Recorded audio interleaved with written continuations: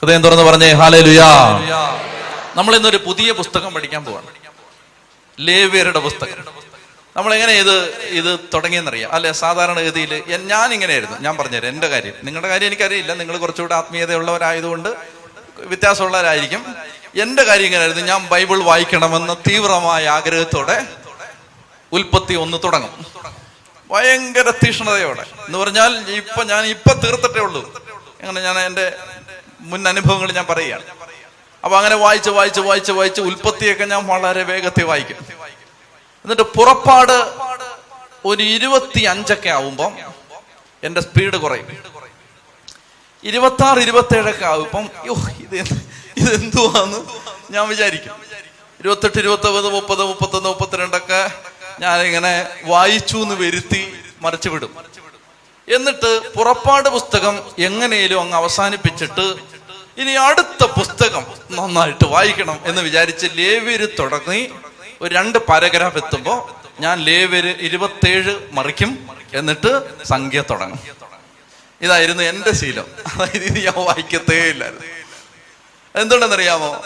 ഇതിനകത്ത് ദൈവമേ എന്തെല്ലാം കാര്യങ്ങളാണ്. അത് വായിച്ചാൽ മനസ്സിലാവുന്നില്ല. ഇതൊക്കെ പിന്നെ ഞാൻ വിചാരിച്ചു ഇതൊക്കെ അവരുടെ സാക്രിഫൈസസ്, അതൊക്കെ നമ്മളെന്തിനാ, നമുക്കിതൊന്നും അറിയേണ്ട കാര്യമില്ല. എൻ്റെ പ്രിയപ്പെട്ടവര്, എനിക്കൊരു കാര്യം മനസ്സിലായി.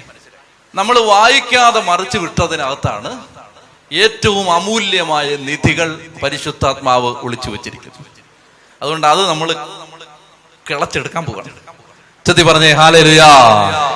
നമ്മൾ വായിക്കാതെ മറിച്ചു വിട്ട പുസ്തകങ്ങൾക്കകത്തായിരുന്നു. ഇപ്പൊ ഉദാഹരണത്തിന് വായിക്കാതെ വിട്ടൊരു ഭാഗമായിരുന്നു സമാഗമ കൂടാരം. ദൈവമേ, അതിനകത്ത് കിടക്കുന്ന നിക്ഷേപങ്ങൾ, പറഞ്ഞാലും മനസ്സിലാക്കിയാലും തീരാത്ത നിധി നിക്ഷേപങ്ങൾ അതിനകത്ത് കിടക്കുകയാണ്. പ്രിയപ്പെട്ടവരെ, അതുകൊണ്ട് ഞാൻ നിങ്ങളോട് പറയുന്നു, എനിക്ക് ഇത് അങ്ങോട്ട് വായിച്ച് മനസ്സിലാക്കാൻ തുടങ്ങിയപ്പോ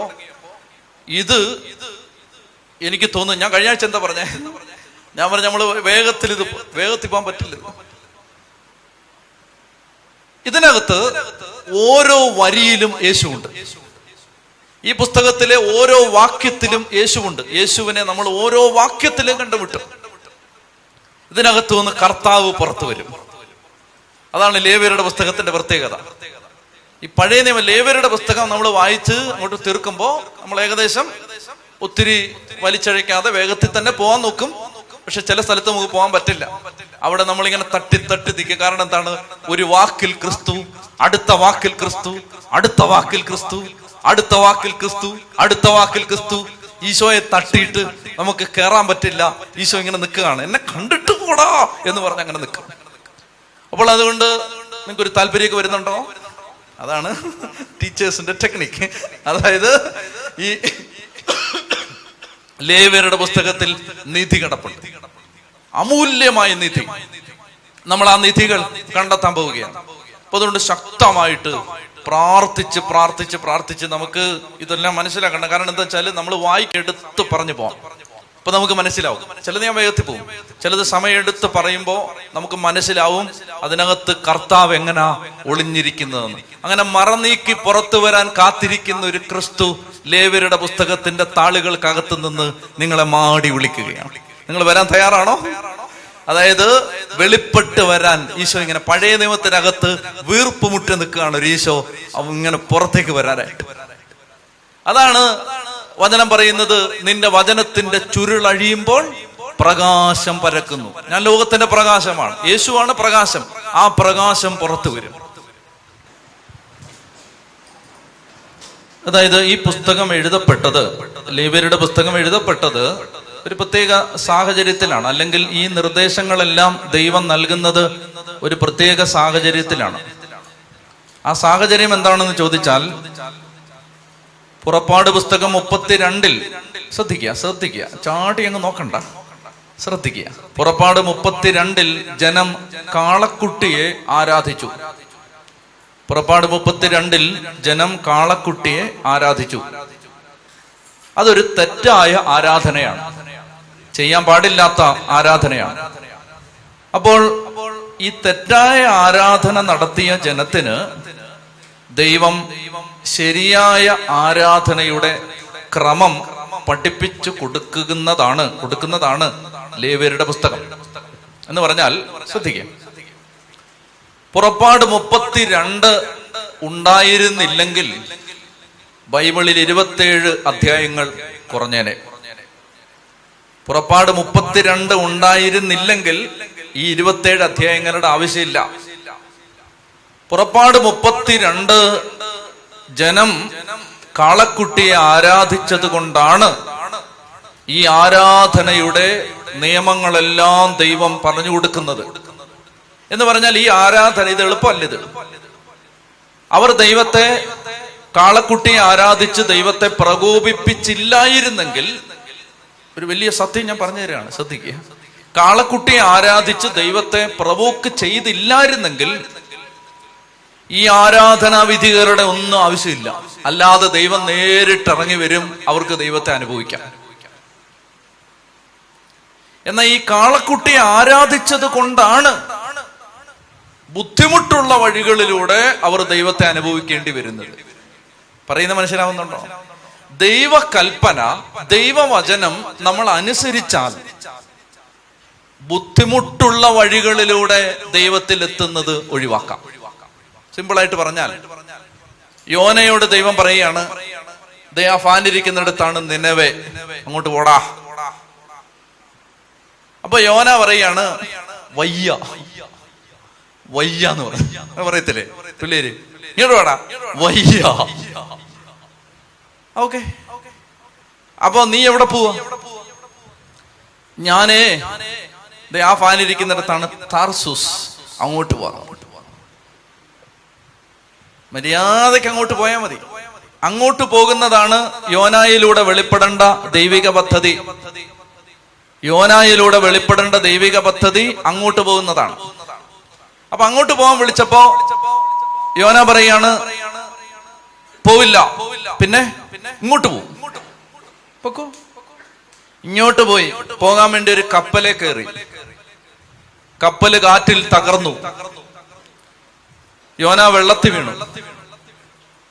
ദൈവം പറഞ്ഞാൽ യോന അനുസരിക്കത്തില്ല, പക്ഷെ മീൻ അനുസരിക്കും. മീന് ദൈവം ഒരു കൽപ്പന കൊടുത്തു. ഒരു ചേട്ടൻ ഇങ്ങനെ വെള്ളത്തിൽ ഇങ്ങനെ താന്ന് പോകുന്നുണ്ട്, വായി പിടിച്ചോളം പറഞ്ഞു. അവനെ വാ തുറന്നങ്ങ് പിടിക്കാൻ പറഞ്ഞു. മീൻ അത് തെറ്റിക്കത്തില്ല. മീൻ അനുസരിച്ചു. എന്നിട്ട് അവനെ വിഴുങ്ങിയിട്ട് യോന ഇതിനകത്ത് കിടക്കുകയാണ്. അപ്പൊ യോന വിചാരിച്ചു, വെള്ളത്തിന് മേളിൽ കൂടെ പോകുന്നത് നല്ലത്, അടിയിൽ കൂടെ പോകുന്നത് കുറച്ചുകൂടെ എന്റർടൈൻമെന്റ് അല്ലേ. എങ്ങോട്ടാ പോന്നേ? താർസൂസിലോട്ട്. മേളിക്കൂടെ, കപ്പലിൽ ഇതിന്റെ മേളിക്കൂടല്ലേ പോയത്, ഇതിപ്പോ അടിയിൽക്കൂടാണ് പോകുന്നത്, അന്തർവാഹിനിയാണ്. അങ്ങനെ അന്തർവാഹിനിക്കകത്ത് കയറി പോകാനായിട്ട് യോന വിചാരിച്ചു. അപ്പൊ അതെ, തിമിംഗലം നേരെ അങ്ങ് തിരിഞ്ഞു. അപ്പൊ യോന വിചാരിച്ചു, ഇത് എങ്ങോട്ട് പോവാ? തിമിംഗലം പറഞ്ഞു, മര്യാദയ്ക്ക് അവിടെ കിടന്നു, ഇപ്പൊ എത്തിക്കാന്ന് പറഞ്ഞു. തിമിംഗലം യൂട്ടേൺ എടുത്ത് നേരെ നിനുവയിലേക്ക്. ഇതൊക്കെ ലെസൺസ് ആണ്. എന്നിട്ട് നിനുവയുടെ തീരത്ത് കൊണ്ടുവന്ന് ഛർദ്ദിച്ചിട്ട്, വലിയ മല മെടുക്കനായിട്ട് വന്ന് രാജാവിനെ പോലെ കരക്കിറങ്ങേണ്ടവനാണ്. മീൻ വാള് വെച്ച് കരയ്ക്ക് കിടക്കുന്നത്. ഇതാണ് നമ്മുടെ അവസ്ഥ. ഇത് ശ്രദ്ധിക്കണം. ഇത് എന്തെന്നറിയാമോ? മര്യാദയ്ക്ക് പോയായിരുന്നെങ്കിൽ രാജാവിനെ പോലെ ഇവിടെ എത്തേണ്ടതാണ്. ഇവിടെ വേസ്റ്റ് ആയിട്ട് വന്ന് കരക്കടിച്ചു. മാത്രമല്ല, ഒരു കപ്പലും തകർത്ത് സകലമാന മനുഷ്യരെ ദുരിതത്തിലാക്കി 3 ദിവസം ഉപ്പുവെള്ളവും കുടിച്ച് വല്ല കാര്യം ഉണ്ടായിരുന്നു. ഇതാണ് ലേവ്യരുടെ പുസ്തകത്തിന്റെ 1-ാമത്തെ ആശയം. കാളക്കുട്ടിയെ ആരാധിക്കാതിരുന്നാൽ ഒരുപാട് ബുദ്ധിമുട്ടുകൾ ഒഴിവാക്കാം. ചൊല്ലി പറഞ്ഞേ ഹല്ലേലൂയാ. അതുകൊണ്ട് ദൈവവചനം പഠിക്കുമ്പോൾ കർത്താവ് തരുന്ന സന്ദേശങ്ങളിൽ ഒന്ന് അതാണ്. ലേവ്യരുടെ പുസ്തകത്തിൽ നിന്ന്, അതായത് ഈ പുസ്തകത്തിൽ വിവരിക്കുന്ന എല്ലാ നിയമങ്ങളും, ആരാധനാ വിധികൾ, നിയമങ്ങൾ, കൽപ്പനകൾ, ചട്ടങ്ങൾ, ഇങ്ങനെ ചെയ്തോണം, കാർക്കശ്യമുള്ള നിയമങ്ങളാണ്. അതെല്ലാം ചെയ്യേണ്ടി വരുന്നത്, ഈ ജനം അതെല്ലാം ചെയ്യേണ്ടി വരുന്നത് കാളക്കുട്ടിയെ ആരാധിച്ചത് കൊണ്ടാണ്. പ്രിയപ്പെട്ടവരെ, അതുകൊണ്ട് ദൈവത്തിന്റെ കൽപ്പനകൾ തെറ്റിക്കുമ്പോ എന്തായാലും ദൈവത്തിന് ഒരു ഉദ്ദേശമുണ്ട്. ശ്രദ്ധിക്കുക, വലിയ കാര്യങ്ങളാണ് ഇതൊക്കെ. ദൈവത്തിന്റെ ഉദ്ദേശം എന്താണ്? തന്നിൽ വിശ്വസിക്കുന്ന ഒരുവൻ പോലും നശിച്ചു പോകാതെ നിത്യജീവൻ പ്രാപിക്കണം. ദൈവത്തിന് ഒറ്റ ലക്ഷ്യമേ ഉള്ളൂ. അതിപ്പോ തിരുവനന്തപുരത്ത് ഒരു ധ്യാന കേന്ദ്രം വന്നാലും, പാലക്കാട് ഒരു ധ്യാന കേന്ദ്രം വന്നാലും, അന്റാർട്ടിക്കയിൽ ഒരു ധ്യാന കേന്ദ്രം വന്നാലും ദൈവത്തിനൊരു ഉദ്ദേശമേ ഉള്ളൂ: എല്ലാവരും രക്ഷിക്കപ്പെടണം. എല്ലാവരും രക്ഷിക്കപ്പെടണം. ഇതേ ഉള്ളൂ ദൈവത്തിന്റെ ആഗ്രഹം. നിങ്ങളിത് മനസ്സിലാക്കിയിരിക്കണം. നിങ്ങളെ എന്തിനാണ് ഈ ആലയത്തിൽ ദൈവം കൊണ്ടുവരുന്നത്? നിങ്ങളുടെ താൽക്കാലിക ലാഭത്തിനല്ല, ചില പെട്ടെന്നുള്ള ആവശ്യങ്ങൾ നടക്കാനാണോ? അല്ല, അങ്ങനെ ആരും വരരുത്. അതിനല്ല ഈ ധ്യാന കേന്ദ്രം. മറിച്ച് ലോകത്തുള്ള എല്ലാ ദൈവിക ശുശ്രൂഷാ വേദികളും കേന്ദ്രങ്ങളും എന്തിനാണ്? ആ ശുശ്രൂഷാ കേന്ദ്രങ്ങളെല്ലാം തന്നെ ദൈവത്തിന്റെ ആഗ്രഹം എന്താണ്? എല്ലാവരും രക്ഷിക്കപ്പെടണം. എല്ലാ മനുഷ്യരും രക്ഷിക്കപ്പെടണമെന്നും യേശുക്രിസ്തുവിനെ അറിയണമെന്നുമുള്ള ദൈവത്തിന്റെ ആഗ്രഹമാണ് നിങ്ങളെ ഈ ആലയത്തിൽ എത്തിക്കുന്നത്. അപ്പോൾ നമ്മുടെ ജീവിതത്തിന് ദൈവത്തെ അറിഞ്ഞ് നിത്യതയിലെത്തുക. ആരും നശിച്ചു പോകരുത്. ഈ ചെറിയവരിൽ ഒരുവൻ പോലും നശിച്ചു പോകാൻ പാടില്ല. ഓക്കെ, രഹസ്യം പറയട്ടെ. രഹസ്യം അതായത് ഇന്നലെ നമ്മുടെ നായ്ക്കമ്പറമ്പിൽ അച്ഛന്റെ ടീം അവരിങ്ങനെ പ്രാർത്ഥിച്ചിട്ട് ഇങ്ങനെ വിളിച്ചിട്ട് എന്നോട് പറഞ്ഞ അച്ഛാ ഒരു സന്ദേശം ഉണ്ടെന്ന് പറഞ്ഞു. എന്താണ് സന്ദേശം? ഇതാണ്, ഈ വചനാണ്. ഈ ചെറിയവരിൽ ഒരുവൻ പോലും, കണ്ടോ, അത് ഞാൻ അത് പ്ലാൻ ചെയ്ത് പറഞ്ഞല്ല, അത് കണ്ടോ, ഇന്ന് പറയാൻ തരുന്നതാണത്. ഈ ചെറിയവരിൽ ഒരുവൻ പോലും നശിച്ചു പോകാൻ എന്റെ സ്വർഗസ്ഥനായ പിതാവ് ആഗ്രഹിക്കുന്നില്ല. ചെത്തി പറഞ്ഞേ ഹല്ലേലൂയാ. ഈ ചെറിയവരിൽ ഒരുവൻ പോലും നശിച്ചു പോകാൻ എന്റെ സ്വർഗസ്ഥനായ പിതാവ് ആഗ്രഹിക്കുന്നില്ല. അതിനാണ് ദൈവിക പദ്ധതി. അതാണ് ദൈവിക പദ്ധതി. അപ്പോൾ മനസ്സിലാക്കുക, അപ്പോൾ അതിനു വേണ്ടിയാണ് ദൈവം എല്ലാ സംവിധാനങ്ങളും ഒരുക്കുന്നത്. നമ്മൾ ദൈവത്തിലെത്തണം. ഇനി നമ്മൾ എന്തെല്ലാം ചെയ്ത് ആ വഴിയിൽ നിന്ന് ഓപ്പോസിറ്റ് ആയിട്ട് പോയാലും ദൈവത്തിന്റെ പ്രവൃത്തി ചെയ്തിരിക്കും. ദൈവത്തിന്റെ പ്രവൃത്തി പരാജയപ്പെടില്ല. നമ്മൾ രക്ഷപ്പെട്ടിരിക്കും. ഞാൻ നിങ്ങളോടൊരു കുറുക്കുവഴി പറഞ്ഞു തരട്ടെ. മര്യാദയ്ക്ക് എന്നാ നമുക്ക് ആ വഴിക്ക് പോവാം. എന്തിനു വെറുതെ ആവശ്യമില്ലാത്ത ബുദ്ധിമുട്ടുണ്ടാക്കുന്നത്? എടാ, നീ രക്ഷപ്പെട്ടിരിക്കും. അടുത്തിരിക്കുന്ന ആളോട് പറഞ്ഞേ, നീ രക്ഷപ്പെട്ടിരിക്കും. പറ, നിന്റെ ആത്മാവ് രക്ഷപ്പെട്ടിരിക്കും. അത് പറ. അടുത്തിരിക്കുന്ന ആളോട് പറ, നിന്റെ ആത്മാവ് രക്ഷപ്പെട്ടിരിക്കും. എന്നാ പിന്നെ എന്തിനാണ് ഈ പൊല്ലാപ്പ്? പറ. അതായത് നിന്റെ ആത്മാവ് രക്ഷപ്പെട്ടിരിക്കും, നീ ദൈവത്തിൽ എത്തിയിരിക്കും. അതിനാണ് ദൈവം ഈ വഴികളെല്ലാം ഒരുക്കുന്നത്. അതുകൊണ്ട് മര്യാദയ്ക്ക് നമുക്ക് ദൈവത്തിന്റെ വഴിയെ പോവാം. എന്തിനാണ് ആവശ്യമില്ലാത്ത ബുദ്ധിമുട്ടുകൾ നമ്മൾ സൃഷ്ടിക്കുന്നത്? എന്തിനാണ് നമുക്ക് ഞങ്ങൾ താർസൂസിലേക്ക് പോകുമെന്ന് പറയുന്നത്? നമുക്ക് നിലവിലേക്ക് പോവാന്ന് ചെത്തി പറ ഹല്ലേലൂയാ. അപ്പൊ ലേവ്യരുടെ പുസ്തകത്തിലെ മുഴുവൻ നിയമങ്ങളും ദൈവം അരുളി ചെയ്തിരിക്കുന്നത് ദൈവകൽപ്പന അനുസരിക്കാത്തത് കൊണ്ടാണ്. ദൈവത്തിന്റെ കൽപ്പന അനുസരിക്കാത്തത് കൊണ്ടാണ്. അപ്പോൾ അതുകൊണ്ട് ഈ പുസ്തകം പറഞ്ഞു തരികയാണ്, നമ്മൾ ദൈവകൽപ്പന അനുസരിച്ചാൽ ജീവിതത്തിൽ ചില കഷ്ടപ്പാടുകൾ നമുക്ക് ഒഴിവാക്കാം. ചില കഷ്ടപ്പാടുകളുടെ വഴികളിൽ നിന്ന് നമ്മുടെ ജീവിതം രക്ഷപ്പെടും. ചെത്തി പറഞ്ഞേ ഹല്ലേലൂയാ, ഹല്ലേലൂയാ. പ്രിയപ്പെട്ടവരെ, ഇനി രണ്ടാമതായിട്ട് ഇതിനകത്ത് നമ്മൾ മനസ്സിലാക്കണം. ഞാൻ ആമുഖമായിട്ട് ഈ പുസ്തകത്തിൽ കയറുന്നതിന് മുമ്പ് 2-3 കാര്യങ്ങൾ പറയും. രണ്ടാമത് ലേവ്യർ 11:45 ഇങ്ങനെ പറയുന്നുണ്ട്, നിങ്ങളുടെ ദൈവം പരിശുദ്ധനായതുകൊണ്ട് നിങ്ങളും പരിശുദ്ധരായിരിക്കണം. നിങ്ങളുടെ ദൈവം പരിശുദ്ധനായതുകൊണ്ട് നിങ്ങളും പരിശുദ്ധരായിരിക്കണം. അതൊക്കെ പറഞ്ഞേ, നിങ്ങളുടെ ദൈവം പരിശുദ്ധനായതുകൊണ്ട് നിങ്ങളും പരിശുദ്ധരായിരിക്കണം എന്നൂടെ പറഞ്ഞേ. നിങ്ങളുടെ ദൈവം പരിശുദ്ധനായതുകൊണ്ട് നിങ്ങളും പരിശുദ്ധരായിരിക്കണം. ഈ ലേവ്യരുടെ പുസ്തകം 1-ാം അധ്യായം 7-ാം അധ്യായം വരെ, ഇതിന് 27 അധ്യായമുണ്ട്. ഇതിലെ 1-ാം അധ്യായം മുതൽ 7-ാമത്തെ അധ്യായം വരെ 5 ബലികളെ കുറിച്ചാണ് പ്രതിപാദിക്കുന്നത്. എത്ര ബലികൾ? 5 ബലികൾ. ബലികൾ ഇതൊക്കെയാണ്. 1 ദഹന ബലി. പറയൂ. 1 ദഹന ബലി. 2 ധാന്യബലി. പറഞ്ഞു, ധാന്യബലി. 3 സമാധാന ബലി, 4 പാപപരിഹാര ബലി, 5 പ്രായശ്ചിത്ത ബലി. ഇച്ചിരി തീഷ്ണതയോടെ പറയാവോ? 5 ബലികൾ. 1 ദഹനബലി. ദഹനബലി പോരാ, ദഹനബലി. ഇത് 5 പഠിക്കണം, ഭയങ്കര സാധനമാണ്. ദഹനബലി, ധാന്യബലി,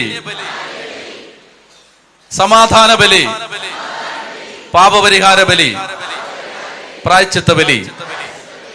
പറഞ്ഞോ.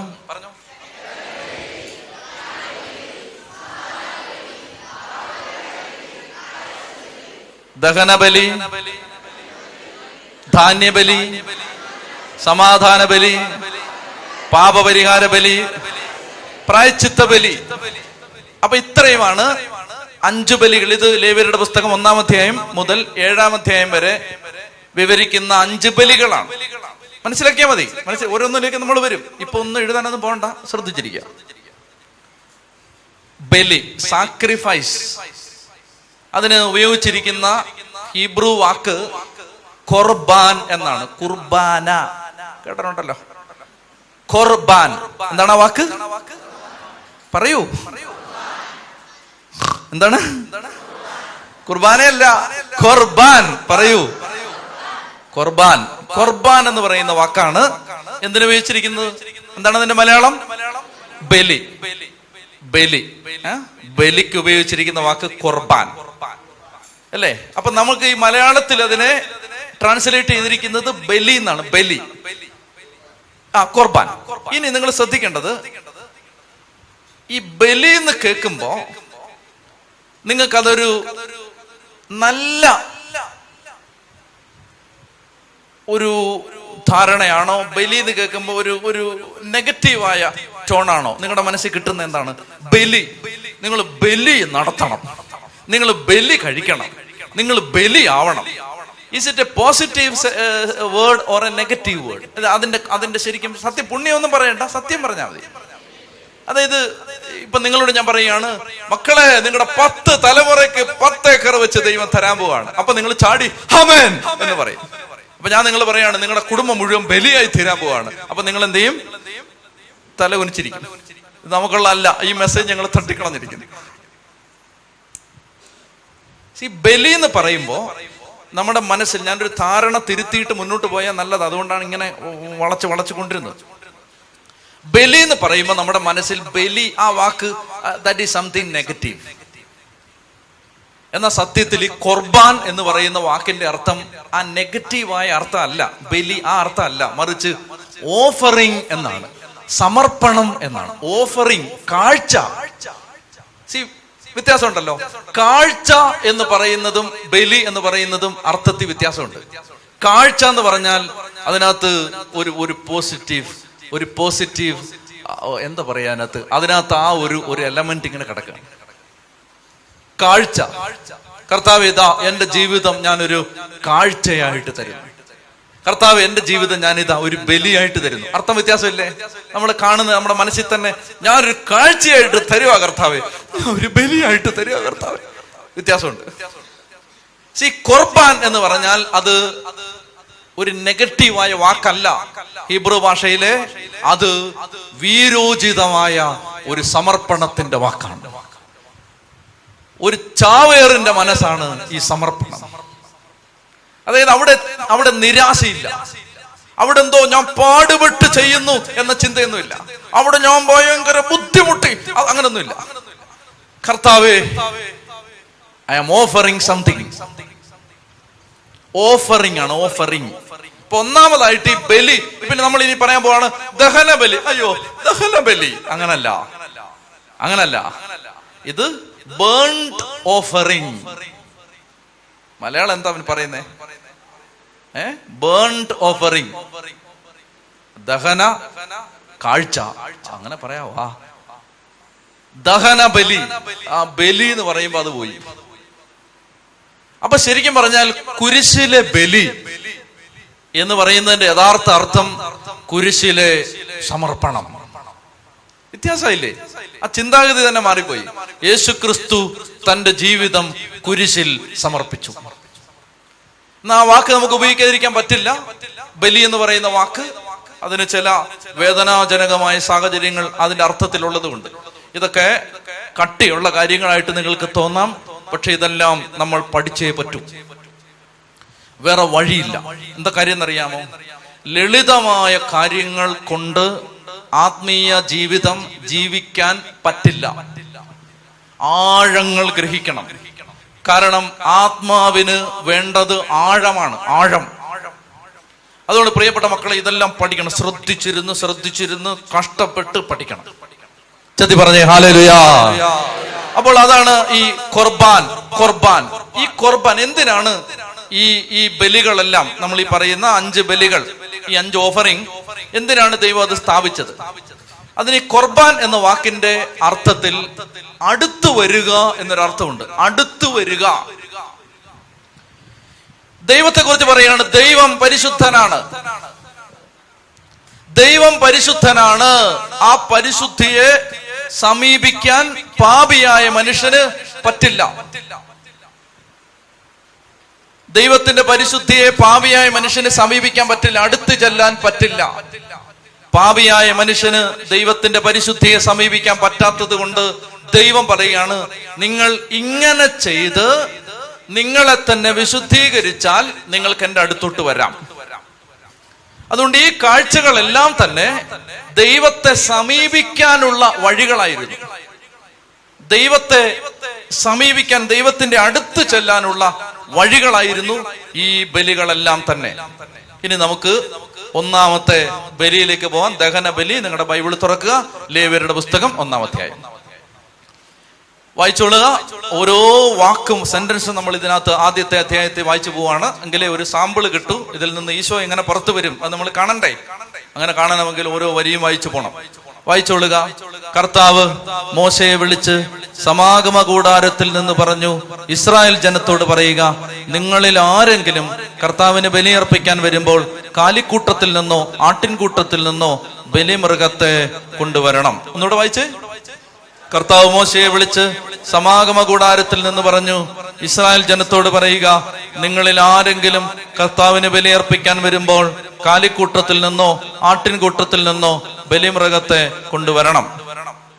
നിങ്ങളിൽ ആരെങ്കിലും കർത്താവിന് ബലിയർപ്പിക്കാൻ വരുമ്പോൾ ബലിമൃഗത്തെ കൊണ്ടുവരണം. ഒന്നാമത്തെ കാര്യം ഇതാണ്. കർത്താവിന്റെ ആലയത്തിലേക്ക് വരുമ്പോ ബലിമൃഗത്തെ കൊണ്ടുവരണം. ഇന്ന് ബലിയർപ്പിക്കുന്നുണ്ട് നമ്മൾ. ഞാൻ ചോദിക്കട്ടെ നിങ്ങളോട്, നിങ്ങളിൽ എത്ര പേര് ഇന്നത്തെ ബലിക്ക് ബലിമൃഗത്തെ കൊണ്ടുവന്നിട്ടുണ്ട്? ഒന്ന് കൈവക്കുക. നിങ്ങളെ കൊണ്ടുവന്ന കാര്യമല്ല ഈ ചോദിക്കുന്നത്. അതായത് ഇന്നത്തെ ബലിപീഠത്തിൽ ബോധപൂർവം സമർപ്പിക്കാൻ എന്തെങ്കിലും കൊണ്ടുവന്നിട്ടുള്ളവർ ഒന്ന് കൈവക്ക്. ഞാൻ കൊണ്ടുവന്നിട്ടുണ്ട്. അതായത് ഇങ്ങനെ പറയുന്നത്, കർത്താവ് ചില വ്യക്തികൾക്ക് കൊടുത്ത വെളിപ്പെടുത്തലുകൾ അതിൽ ഇങ്ങനെയാണ് പറയുന്നത്. പുരോഹിതൻ വിശുദ്ധ വസ്ത്രങ്ങൾ ധരിച്ച് ബലിപീഠത്തിലേക്ക് നടന്നു വരുമ്പോൾ ഈ ദേവാലയത്തിന്റെ എല്ലാ വാതിലിലും ഈശോ വന്നിങ്ങനെ നിൽക്കും. നിന്നിട്ട് 2 കൈയും തുറന്നു പിടിച്ചാ നിൽക്കുന്നത്. എന്നിട്ട് ഈശോ ചോദിക്കും, നിങ്ങൾ എന്താണ് ഇന്ന് ബലിയർപ്പിക്കാൻ കൊണ്ടുവന്നത്?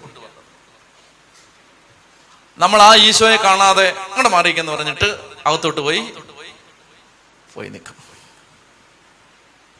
നിങ്ങൾ കർത്താവിന് ബലിയർപ്പിക്കാൻ വരുമ്പോൾ ഇസ്രായേൽ ജനത്തോട് ദൈവം പറയുകയാണ്, നിങ്ങൾ കാലിക്കൂട്ടത്തിൽ നിന്നോ ആട്ടിൻകൂട്ടത്തിൽ നിന്നോ ബലിമൃഗത്തെ കൊണ്ടുവരണം.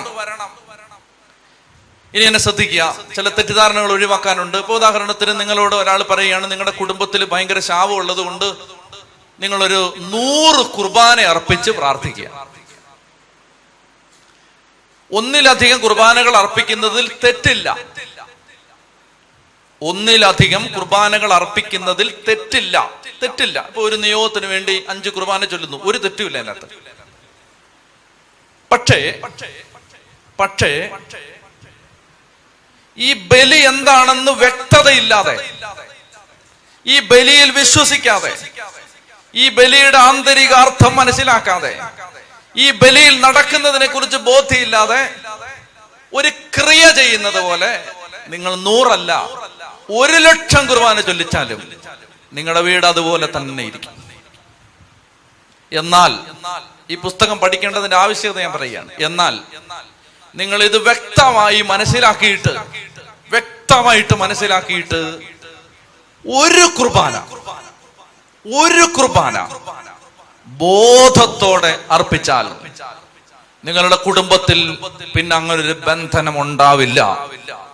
ഇതാണ് ഇതിന്റെ ഗൗരവം. ഞാൻ പെട്ടെന്ന് നിങ്ങൾക്ക് മനസ്സിലാവാൻ, കാര്യങ്ങൾ കുറച്ചുകൂടെ വ്യക്തതയാവാൻ എന്റെ ജീവിതത്തിലുണ്ട ഒരു അനുഭവം ഞാൻ പറയാം. ഒരു ചേട്ടൻ, എന്റെ പള്ളിയിൽ വരുന്നൊരു ചേട്ടൻ, അദ്ദേഹം സാധുവാണ്.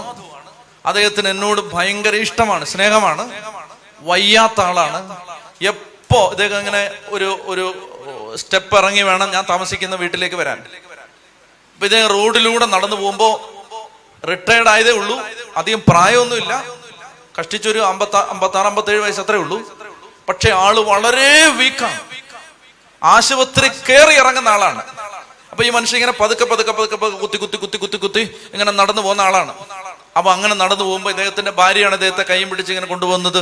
അദ്ദേഹം പറയും അച്ഛനെ കണ്ടിട്ട് പോവാന്ന് പറയും. അപ്പൊ പറയും അച്ഛൻ അവിടെ കാണത്തില്ല. ഇല്ല അച്ഛൻ കാണും, പോവാന്ന് പറയും.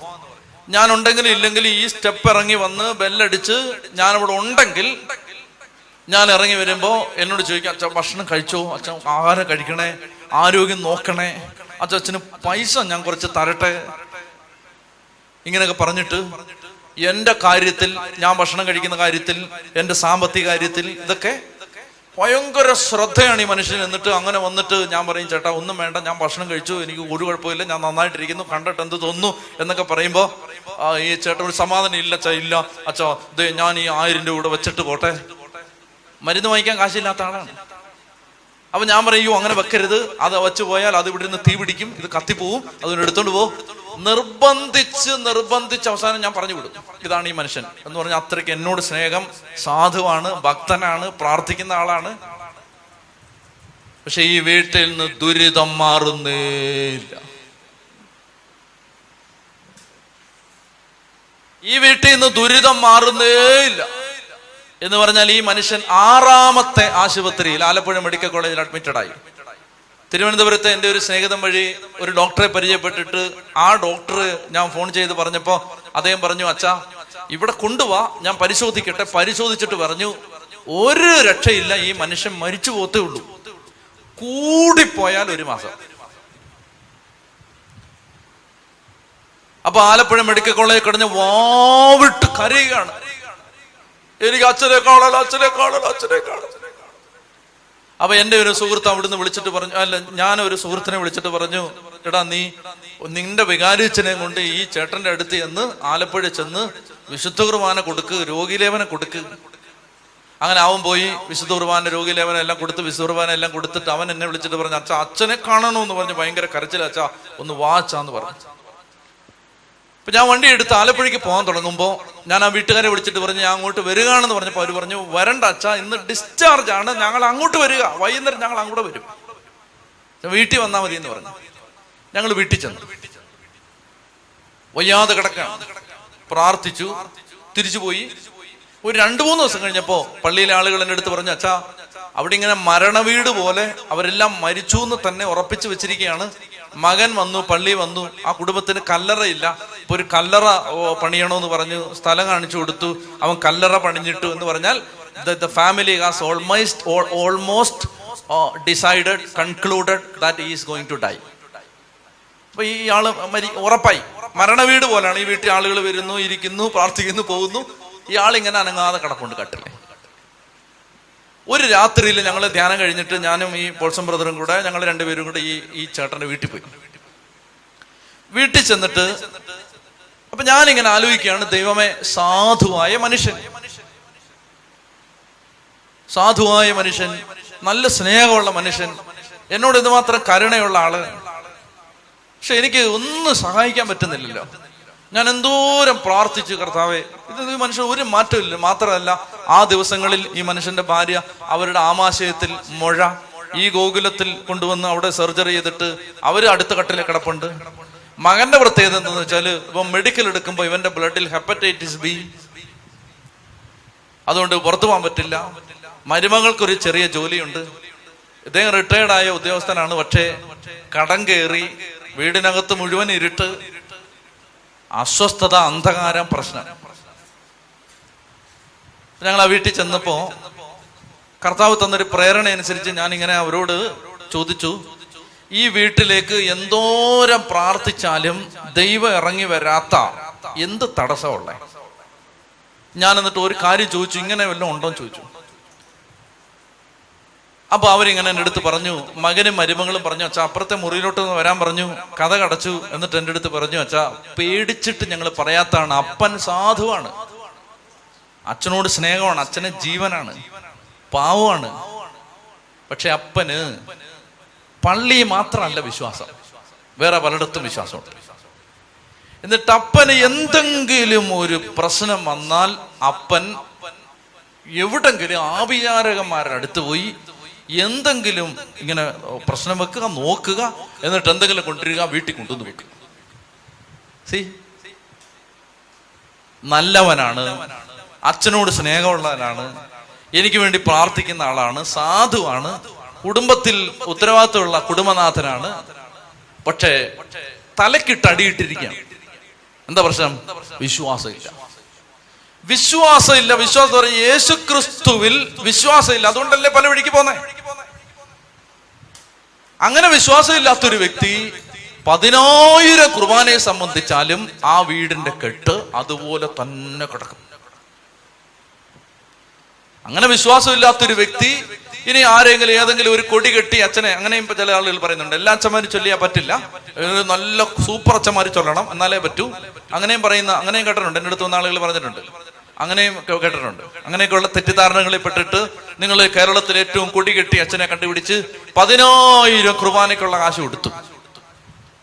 1 ഇഞ്ച് നിങ്ങളുടെ വീട്ടിൽ മാറ്റം വരില്ലെന്ന് ഞാൻ നിങ്ങളോട് പറയും. ചതി പറഞ്ഞേ ഹല്ലേലൂയാ. എന്നാൽ നിങ്ങൾ യേശുക്രിസ്തുവിനെ വിശ്വസിച്ച്, യേശുക്രിസ്തു നമുക്ക് വേണ്ടി ചെയ്തത് എന്താണെന്ന് വിശ്വസിച്ച്, യേശുക്രിസ്തുവിന്റെ രക്തം നമുക്ക് വേണ്ടി, ഈ ലേവ്യരുടെ പുസ്തകം എല്ലാം നമ്മളെ പഠിപ്പിക്കും, യേശുക്രിസ്തുവിന്റെ രക്തം നമുക്ക് വേണ്ടി എന്ത് ചെയ്തു എന്ന് വിശ്വസിച്ച്, യേശുക്രിസ്തുവിന്റെ കുരിശിൽ എന്ത് സംഭവിച്ചു എന്ന് വിശ്വസിച്ച്, അത് വിശ്വസിച്ചാൽ പ്രിയപ്പെട്ട മക്കളെ, എല്ലാ തകർച്ചകളും ദൈവം നന്മയായിട്ട് മാറ്റും. എല്ലാ തകർച്ചയും അതെല്ലാം ദൈവം എല്ലാം നന്മയാവും. അപ്പോൾ ഈ മനുഷ്യന്റെ പ്രശ്നം ഇതാണെന്ന് പറഞ്ഞു. ഞാൻ ആ മുറിയിലേക്ക് ചെന്നിട്ട് ഞാൻ പറഞ്ഞു, ചേട്ടാ എനിക്ക് വളരെ സ്നേഹമുണ്ട് ചേട്ടനോട്, എനിക്ക് അത്രയും സ്നേഹവും ആത്മാർത്ഥതയുണ്ട്, ഞാൻ ഒത്തിരി പ്രാർത്ഥിച്ചിട്ടുണ്ട്, പക്ഷെ ഒന്നും അങ്ങോട്ട് ശരിയാവുന്നില്ല. ഞാൻ ഒരു കാര്യം പറയുകയാണ്, 2 വള്ളത്തെ കാല് വെച്ച് നമുക്ക് ജീവിക്കാൻ പറ്റുമോ? ഇപ്പൊ ഏതാ മരിക്കുമെന്ന് ഏതാണ്ട് ഉറപ്പായി, ആ മകൻ കല്ലറയും പണിഞ്ഞിട്ടു, അതേ മരണവീട് പോലായി, ചേട്ടനും വിശ്വസിക്കുന്നു, എല്ലാരും വിശ്വസിക്കുന്നു, മരിച്ചു ഇനി രക്ഷപ്പെടില്ലെന്ന്.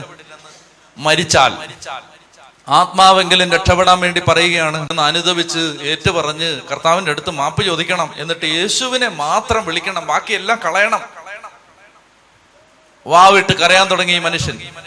ഉച്ചത്തിൽ വിളിച്ച് കരയുകയാണ്. ആ കരച്ചിലിനിടയിൽ അദ്ദേഹം പറയുകയാണ്, എനിക്ക് ചങ്ക് വിട്ടെന്നുവെച്ചാ എനിക്ക് എന്റെ പാവങ്ങൾ ഏറ്റു പറയണം. ഞാൻ കഥ കടച്ച് കുറ്റിയിട്ടു.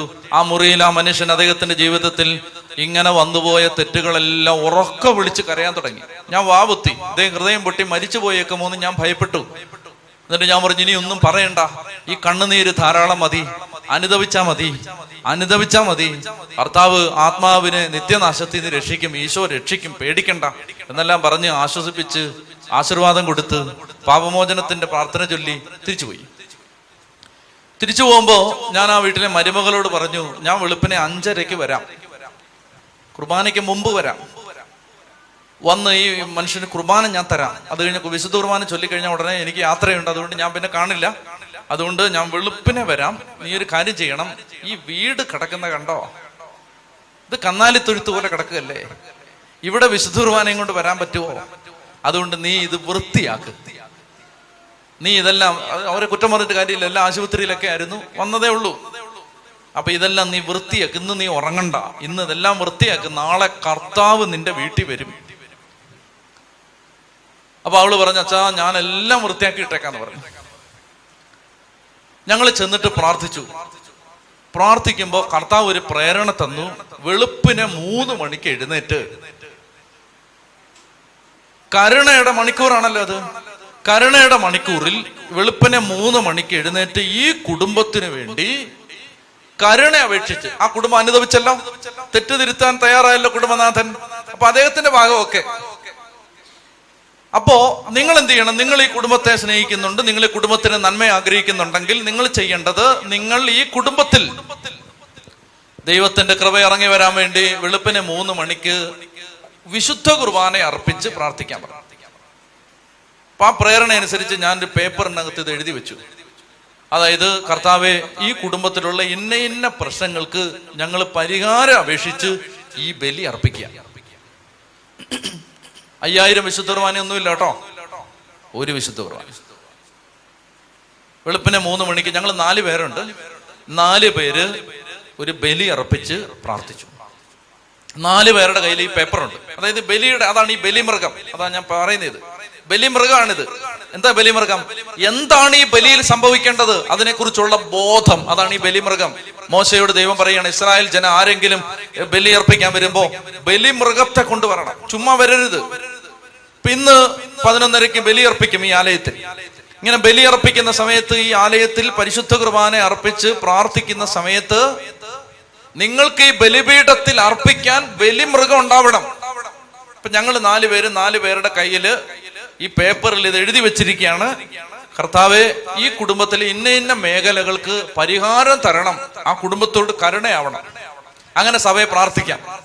അതായത് സഭ ഒരു ശരീരമാണ്, സഭാ ശരീരത്തിലെ അവയവങ്ങളാണ് നമ്മളെല്ലാം. അതുകൊണ്ടാണ് പുരോഹിതൻ പറയുന്നത്, സഭ മുഴുവനും വേണ്ടി ഈ ബലി അർപ്പിക്കാൻ നിങ്ങൾ എനിക്ക് വേണ്ടി പ്രാർത്ഥിക്കണമെന്ന് പറയുന്നത്. അപ്പൊ അതുകൊണ്ട് ആ കുടുംബത്തിന് വേണ്ടി ആ കുടുംബം ചെയ്യുന്ന പോലെ തന്നെ നമുക്ക് ചെയ്യാൻ പറ്റൂ. ഇത് ആ കുടുംബം ഇത് വിശ്വസിക്കുന്നുണ്ടല്ലോ, അവർക്ക് ഈ പരാധീനതയുടെ നടുവിൽ ആ മനുഷ്യനെ എഴുന്നേറ്റ് വന്ന് ഈ ബലി അർപ്പിക്കാൻ പറ്റില്ല, അദ്ദേഹത്തിന് ആരോഗ്യമില്ല. അപ്പോൾ അതുകൊണ്ട് ആ കിടക്കുന്ന മനുഷ്യന് വേണ്ടി അദ്ദേഹത്തിന്റെ അനുതാപം നമ്മൾ കണ്ടതാണല്ലോ, അദ്ദേഹം കർത്താവിന്റെ സന്നിധിയിൽ നിലവിളിച്ച് കരഞ്ഞതാണല്ലോ, അത് മതി. അപ്പൊ ഞങ്ങൾ അങ്ങനെ 4 പേര് ബലി അർപ്പിച്ച് പ്രാർത്ഥിച്ചു. എന്റെ ബോധങ്ങളെ മുഴുവൻ മാറ്റിമറിച്ച സംഭവങ്ങളിൽ ഒന്നാണ്. അതായത്, അന്ന് ഞങ്ങൾ ബലി അർപ്പിച്ചു. വെളുപ്പിനെ ആ വീട്ടിലേക്ക് ചെന്നു. ഈ മനുഷ്യനെ വിളിച്ച് പിടിച്ചോണ്ട് വന്ന് എല്ലാവരോടും കൊണ്ടുവന്നൊരു കസേര ഇരുത്തി വീണ് പോകാതിരിക്കാൻ വേണ്ടി 2 വശത്തായിട്ട് പിടിച്ചു നിന്നു. എന്നിട്ട് ഈ മനുഷ്യൻ ഇങ്ങനെ കരഞ്ഞുകൊണ്ടിരിക്കുമ്പോൾ ഞാൻ പറഞ്ഞു, ഈശോ ദേ ഈ വീട്ടിൽ വന്നിരിക്കുകയാണ്. ഈ വീട്ടിൽ ഒത്തിരി ആഭിചാരം മന്ത്രാതൊക്കെ ചെയ്ത് ചേട്ടൻ കൊണ്ടുവച്ചിട്ടുണ്ട്. ഇപ്പൊ ഈ വീടെല്ലാം വെഞ്ചരിച്ച് പ്രാർത്ഥിക്കാൻ പോവാണ്. ചേട്ടൻ ഒരു കാര്യം ചെയ്യണം, എന്റെ കയ്യിൽ ഈശോ ഇരിക്കുകയാണ്. ഈശോയെ, ഞാൻ ചെയ്തത് തെറ്റാണെന്ന് ഞാൻ ഏറ്റു പറഞ്ഞു. ഞാൻ നിന്നെ രക്ഷകനും നാഥനും ദൈവവും കർത്താവുമായിട്ട് സ്വീകരിക്കുന്നു, എന്നെ സഹായിക്കണേ എന്ന് പറഞ്ഞ് കരഞ്ഞാ മതി, വേറൊന്നും ചെയ്യണ്ട. വാവിട്ട് കരഞ്ഞാ മതി, എന്നെ സഹായിക്കണേ എന്ന് പറഞ്ഞ് കരഞ്ഞാ മതി. പ്രിയപ്പെട്ടവരെ, അങ്ങനെ ഈ മനുഷ്യൻ വാവിട്ട് കരയുമ്പോ ഞങ്ങൾ ആദ്യം വീട് വെഞ്ചരിച്ച് പ്രാർത്ഥിച്ചു. പിന്നെ ഈ മനുഷ്യന് വിശുദ്ധ കുർബാന കൊടുത്തു, പ്രാർത്ഥിച്ചു, തിരിച്ചു വന്നു. അതായത് ഒരു 3 ദിവസം കഴിഞ്ഞാൽ പെസഹ വ്യാഴാഴ്ചയാണ്. പെസഹ വ്യാഴാഴ്ച വിശുദ്ധ കുർബാന ഉച്ച കഴിഞ്ഞാണ്. രാവിലെ ഈ മനുഷ്യൻ പള്ളി വന്നു. നടന്നാ വന്നത്, ആരോഗ്യത്തോടെ വന്നത്. മുട്ടുമ്മേ നിന്ന് ഒരിക്കൽ കൂടി കുമ്പസാരിച്ചു, പരിശുദ്ധ കുർബാന സ്വീകരിച്ചു, ആരോഗ്യത്തോടെ തിരിച്ചുപോയി. അദ്ദേഹത്തിന് വേണ്ടി മകൻ പണിഞ്ഞിട്ട കല്ലറ പെരുമഴ പെയ്ത് കല്ലറയെ ഒലിച്ചുപോയി എന്ന് പറഞ്ഞാൽ ദൈവം തെളിയിക്കുകയാണ്, ഈ കല്ലറയുടെ ആവശ്യമില്ല, തൽക്കാലത്തേക്ക് ഇനി ഈ കല്ലറ വേണ്ട. ഇനി അടുത്തത് എൻ്റെ മുഴുവൻ ബോധ്യങ്ങളിലേക്കും ശക്തി നിറഞ്ഞത് അടുത്ത കാര്യം നടന്നപ്പോഴാണ്. അതായത്, ഈ മകൻ കഴിഞ്ഞ മാസം കൂടി ടെസ്റ്റ് ചെയ്ത് ഗൾഫിൽ പോകാനായിട്ട് നോക്കിയ ആളാണ്. പോയി ബ്ലഡ് ടെസ്റ്റ് ചെയ്യുമ്പോൾ അവന്റെ ബ്ലഡിൽ അങ്ങനെ ഒരു രോഗമേ ഇല്ല. എന്റെ പ്രിയപ്പെട്ട സഹോദരങ്ങളെ, അതായത് ഒരു വിശുദ്ധ കുർബാന യോഗ്യതയോടെ വിശ്വാസത്തോടെ ഒരു കുടുംബത്തിന് വേണ്ടി അർപ്പിച്ചാൽ ആ കുടുംബത്തിൽ കർത്താവ് പ്രവർത്തിക്കുന്ന 1000കണക്കിന് അനുഭവങ്ങൾ എൻ്റെ ജീവിതത്തിലുണ്ട്. അതിലൊന്നാണിത്. അതിന് ആ കുടുംബനാഥൻ, അതാണ് അതിനകത്തെ പ്രധാനപ്പെട്ടത്. ആ കുടുംബനാഥൻ അദ്ദേഹം ഹൃദയം തകർന്ന് അനുദപിച്ചു, അദ്ദേഹം വിശ്വസിച്ചു. ഇത് സംഭവിക്കുമ്പോൾ, അതുകൊണ്ട് ഈ ലേവ്യരുടെ പുസ്തകം നമ്മൾ പഠിക്കുന്നത് എന്തിനെന്ന് വെച്ചാൽ, ഈ യേശുക്രിസ്തുവിന്റെ കുരിശുമരണത്തിന്റെ അർത്ഥം നമുക്ക് ഈ പുസ്തകത്തിൽ നിന്ന് കിട്ടും. ചത്തി പറഞ്ഞേ ഹല്ലേലൂയാ. ഇപ്പൊ ലേവ്യരുടെ പുസ്തകം 1-ാം അധ്യായത്തിൽ നമ്മളിങ്ങനെ കാണുകയാണ്. കർത്താവ് പറഞ്ഞു, ബലിമൃഗത്തെ നിങ്ങൾ കൊണ്ടുവരണം. 3-ാമത്തെ വാക്യം വായിച്ചേ. ദഹന ബലിക്കുള്ള മൃഗം കാലിക്കൂട്ടത്തിൽ നിന്ന് ആണെങ്കിൽ ഊനമറ്റ ഒരു കാളയെ സമർപ്പിക്കട്ടെ. ഈ 1-ാം അധ്യായത്തിൽ 3 കാര്യങ്ങളാണ്. ഒന്നുകിൽ ഒരു കാള, അല്ലെങ്കിൽ ഒരു മുട്ടാട്, അല്ലെങ്കിൽ ചെങ്ങാലിയോ പ്രാവിൻ കുഞ്ഞോ. പ്രാവ്, കാള, ആട്, പ്രാവ്. ഈശോ ദേവാലയത്തിലെ മേശ, ഈ വിൽപ്പനക്കാരുടെ വാണിജ്യ മേശകൾ തട്ടിമറിക്കുന്ന ഒരു രംഗം ഓർമ്മയുണ്ടോ? അവിടെ എന്താ പറയുന്നത്? കാള, ആട്, പ്രാവ്. ഇതിന്റെ കച്ചവടമായിരുന്നു അവിടെ. ഇപ്പൊ ബലിയർപ്പിക്കേണ്ടത് കാള, ആട്, പ്രാവ്. അങ്ങനെ കാളയോ ആടോ പ്രാവോ, ഇത് 3ആണ്. അപ്പൊ ഇങ്ങനെ അർപ്പിക്കുന്ന സമയത്ത് ഈ ബലിക്ക് കൊണ്ടിരുന്ന വസ്തുക്കളുടെ പ്രത്യേകത എന്ന് പറയുന്നത്, ഒന്ന്, അത് ഒരു മെയിൽ ആയിരിക്കും. മെയിൽ, ആൺവർഗത്തിൽപ്പെട്ടതായിരിക്കണം. ഒന്ന്. പെണ്ണുങ്ങളോട് വിവേചനമൊന്നുമല്ല, ഇതിന്റെ പേരിൽ സ്ത്രീ വിമോചനക്കാര് പ്രശ്നത്തിനൊന്നും വരണ്ട. ഇതിനകത്ത് ഈ ബലിക്ക് കൊണ്ടുവരുന്ന, പ്രത്യേകിച്ച് ദഹന ബലിക്ക് കൊണ്ടുവരുന്ന അത് കാള ആണാണല്ലോ, അത് കാള എന്നതുകൊണ്ടാ പറയുന്നത്, അല്ലെങ്കിൽ അതിന്റെ പശു എന്ന് പറയും. ഇപ്പൊ കാളയാണ് കാള. ഇനി ആട് മുട്ടാടാണ്, മുട്ടനാട്. പ്രാവ്. അപ്പൊ 1-ാമത്തെ കാര്യം ഇതാണ്, അത് മെയിലായിരിക്കണം, ആൺവർഗത്തിൽപ്പെട്ടതായിരിക്കണം. 2, ഊനമറ്റതായിരിക്കണം, കളങ്കമില്ലാത്തതായിരിക്കണം. 2-ാമത്തേത്. 3-ാമത്തേത്, ഈ സമർപ്പണം നടത്തുന്ന വ്യക്തി സ്വമനസാലെ സമർപ്പിക്കുന്നതായിരിക്കണം, നിർബന്ധം കൊണ്ട് സമർപ്പിക്കുന്നതായിരിക്കരുത്. ഇത് 3ഉം, ഈ ബലികളെല്ലാം നിഴലാണ്. യേശുക്രിസ്തുവിന്റെ കാൽവരിയിലെ ബലിയാണ് അതിന്റെ പൊരുൾ. യേശു എന്ന ചെറുപ്പക്കാരൻ, ആണ്, പുരുഷൻ, കളങ്കമില്ലാത്ത കുഞ്ഞാട്. പത്രോസ്ലീഹ പറയുന്നു, കളങ്കമോ കരയോ ഇല്ലാത്ത കുഞ്ഞാടിൻ്റെതുപോലുള്ള യേശുവിന്റെ രക്തം. 3, കർത്താവ് പറയുന്നു യോഹന്നാന്റെ സുവിശേഷത്തിൽ, ഞാൻ എൻ്റെ ജീവൻ സ്വമനസാ സമർപ്പിക്കുകയാണ്, അതാരും എന്നിൽ നിന്ന് പിടിച്ചെടുക്കുകയല്ല. യേശു തന്നെ സ്വമനസാലേ സമർപ്പിച്ചതാണ്. അപ്പോൾ അങ്ങനെ കൊണ്ടുവരുന്ന കാളയോ ആടോ പ്രാവോ, ഇവിടെ പറയുകയാണ്, അതിനെ കർത്താവിന് സ്വീകാര്യമാകാനായി സമാഗമ കൂടാരത്തിന്റെ വാതിൽക്കൽ സമർപ്പിക്കണം. അതായത് ഇതിനെ കൊല്ലുന്നത് സമാഗമ കൂടാരത്തിന്റെ മുൻപിൽ വെച്ചാണ് കൊല്ലുന്നത്, അകത്ത് വെച്ചല്ല. എന്ന് പറഞ്ഞാൽ ശരിക്കും കൂടാരത്തിന് വെളിയിലാണ് കൊല്ലുന്നത്, അകത്തല്ല. എബ്രായ ലേഖനത്തിൽ നമ്മൾ ഇങ്ങനെ വായിക്കുന്നു, 13-ാം അധ്യായം 11-ാം വാക്യത്തിൽ, ക്രിസ്തു പാളയത്തിന് പുറത്തു വെച്ച് കൊല്ലപ്പെട്ടു. ഇങ്ങോട്ട് ശ്രദ്ധിക്കാമോ?